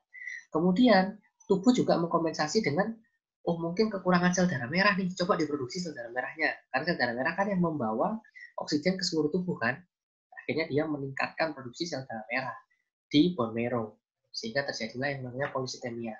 Padahal sebenarnya dia hipoksia itu karena gangguan pertukaran oksigen dan CO2 di paru-paru. Contoh lainnya selain PPOK adalah high altitude. Jadi kalau misalkan pasiennya itu naik gunung ketinggian, terus dia bisa terjadi polisitemia ya. Terus kemudian defekt transport O2. Sementara yang hipoksia independen bisa karena tumor renal yang menyebabkan peningkatan eritropoietin. Ya. Kriterianya gimana? Kriteria mayornya adalah kalau RBC-nya lebih dari 36 mili per kilogram atau ini sekitar lebih dari 3.600.000 ya. Terus SpO2-nya lebih dari 92 dengan splenomegaly. Kriteria minornya adalah trombositosis, leukositosis, kemudian adanya peningkatan serum vitamin B12 atau vitamin B yang lain ya. Tapi ini minor jarang. Yang kita diagnosa ya ini RBC, hematokrit tinggi ya. Kemudian kalau polisitemia vera gimana mendiagnosanya? Confirm diagnosis dulu dengan BMP ya, dilakukan pemeriksaan BMP untuk melihat apakah ada keganasan itu di sumsum tulang. Kemudian kalau misalkan sudah, terapinya cukup dengan flebotomi serial supaya darahnya tidak kental dan menurunkan kecepatan aliran. Ditambah dengan pasiennya disuruh banyak minum ya supaya lebih encer. Biasanya kalau pasien polisitemia vera tapi umurnya kurang dari 70 dan tidak ada riwayat trombosis, maka tidak ada terapi khusus ya, flebotomi serial saja tanpa immunosupresi. Tapi kalau usianya lebih dari 70 tahun dengan ada riwayat trombosis seperti stroke, maka dia diterapi mielosuprasi dengan kortikosteroid seperti prednisone atau anti-aging agent. Gitu ya. Terus sorry. Ya. Aku tambah soal bonus aja, nefrologi sekitar 5 soal. Ya. Ini ya. Laki-laki 55 tahun, ini yang sering keluar aja. Dengan ke RS dengan keluhan tekanan darah tinggi pada pasien memiliki riwayat merokok, terapi non farmakologis apa yang paling paling baik untuk menurunkan tekanan darah? Ini 3, 2, 1. Ya, mayoritas sudah benar. Jadi semuanya pilihan A sampai E ini semuanya bisa menyebabkan penurunan tekanan darah. Tapi ternyata yang terbukti paling banyak menurunkan adalah yang diet DASH ya. Jadi DASH itu yang paling banyak menurunkan. Aduh.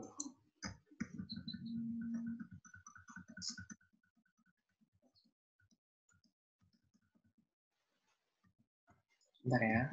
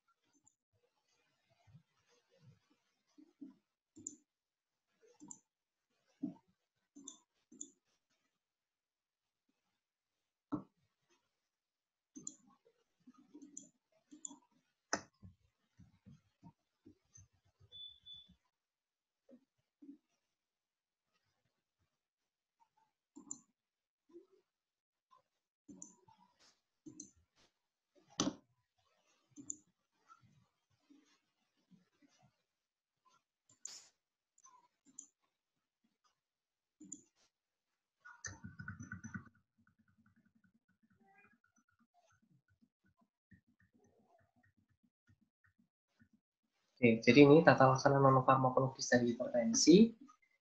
Oh, sorry, belum.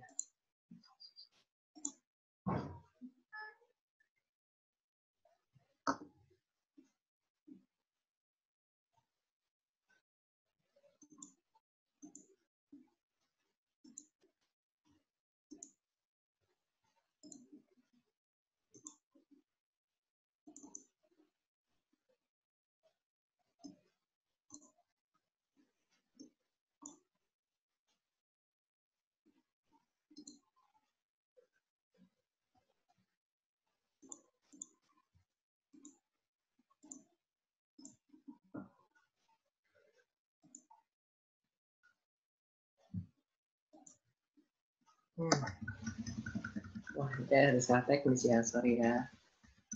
Jadi ini tak bukan satunya aja soalnya. Jadi tata laksana non farmakologis dari hipertensi itu yang paling banyak menurunkan tekanan darah itu adalah DASH ya.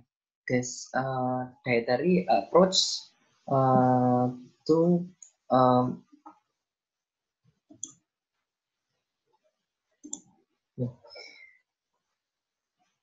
dietary approach for si S-nya lupa ya. Apa namanya? Hanya hypertension ya. Jadi dietary approach, sorry ya, aku cari dulu.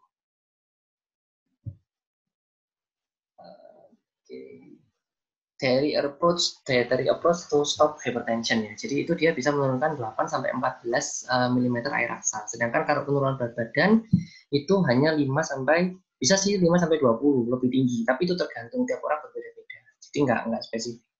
Kemudian penurunan sodium yang biasanya sering dijadikan KIE paling utama ini diet tinggi garam, diet rendah garam terbukti paling rendah justru cuma 2 sampai 8. Menurunkan konsumsi alkohol, aktivitas fisik, dan juga nanti menurunkan rokok. Oke, sebentar ya. Ada tadi yang tanya, izin tanya dok, tes apa yang untuk membedakan hemofilia dan von Willebrand? Jadi tesnya itu namanya tak jawab ke semua ya.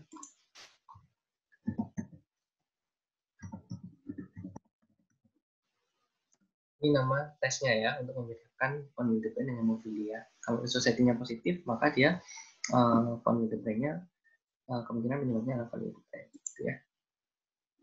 Ini saya nggak tahu kenapa kok slide-nya error. Ya, ini adalah tata laksana untuk JNC 8 ya, JNC yang 8. Jadi targetnya, goalnya kalau misalkan ada hipertensi, itu goal yang pertama adalah mengintervensi dari lifestyle terlebih dahulu. Lifestyle, kemudian di set targetnya. Targetnya dibedakan lagi berdasarkan usia dan juga apakah ada komorbid atau tidak ya. Kalau usia lebih dari 60 tahun, maka targetnya adalah 150 ke 90. Di bawah 150 ke 90. Kemudian kalau misalkan targetnya kurang dari 60, usianya kurang dari 60, maka targetnya lebih rendah lagi, yaitu kurang dari 140 ke 90. Pada pasien yang black, maka dia tidak efektif dengan menggunakan ACE inhibitor, langsung menggunakan selain ACE inhibitor. Jadi bisa dengan thiazide atau CCP. Tapi kalau yang non-black, itu biasanya harus yang first line yang paling kita pilih adalah ACE inhibitor lebih dahulu, karena yang paling efektif. Ya. Kemudian kalau diabetes dan ada CKD, targetnya sama, langsung otomatis kurang dari 140 per 90. Nah, kalau ada diabetes tanpa CKD, maka terapinya sama seperti non-black dan black tadi. Tapi kalau diabetes disertai CKD disertai dengan diabetes, maka wajib pakai ACE inhibitor dulu. Karena tujuannya adalah kalau pada CKD dia ACE inhibitor itu mencegah terjadi proteinuri, sedangkan pada diabetes dia mencegah kerusakan lebih parah diabetic kidney disease-nya supaya tidak semakin parah, mencegah remodeling baik pada ginjal maupun pada jantung. Karena kan pada diabetes kan juga bisa terjadi diabetik kardiomyopati, kemudian diabetik kistis. Nah itu remodelingnya, penyebab pembentukan fibrosing itu dicegah oleh ACE inhibitor atau ARB. Makanya itu yang harus dimulai pertama. Ya, kurang lebih itu mungkin karena ini error ya, mohon maaf. Nanti mungkin kalau misalkan mau pembahasan yang lebih lanjut bisa join sama kelas kita ya untuk soal. Saya cukupkan di sana. Terakhir mungkin ini untuk buat yang tertarik untuk belajar lebih lanjut dengan kita, kita dari Mass Club akan membuka kelas soal batch yang kedua. Batch yang pertama kemarin sudah selesai. Ini kita start kelasnya tanggal 18 Juli. Akan ada 13 pertemuan. Biasanya kita membahas 70 sampai 100 soal per pertemuan, sekitar 4 jam, 4 sampai 5 jam. Kemudian kita juga akan memberikan tryout online CBT yang mungkin kalau dari beberapa teman-teman kemarin sudah pernah ikut tryoutnya, itu kita menggunakan simulasi persis seperti dengan ujian UKMPPT. Jadi supaya kalian merasakan sensasinya ujian seperti UKMPPT. Jadi dengan saya hitung waktunya, kemudian flag, kita bisa nge-flag pertanyaan yang meragukan dan sebagainya. Kemudian dengan waktu belakang soal yang sama dan waktu yang sama.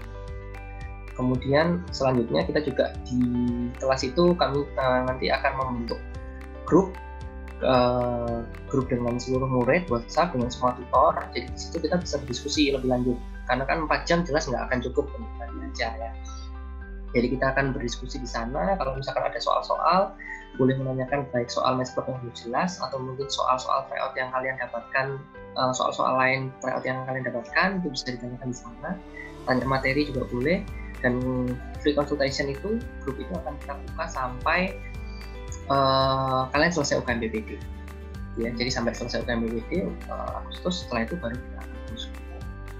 Kemudian soal-soal pembahasan, soal-soal latihan disertai dengan materi, penjelasan materi itu akan kita share juga di setiap setelah selesai kelas. Itu kayak gitu. Biayanya adalah sekitar 400.000.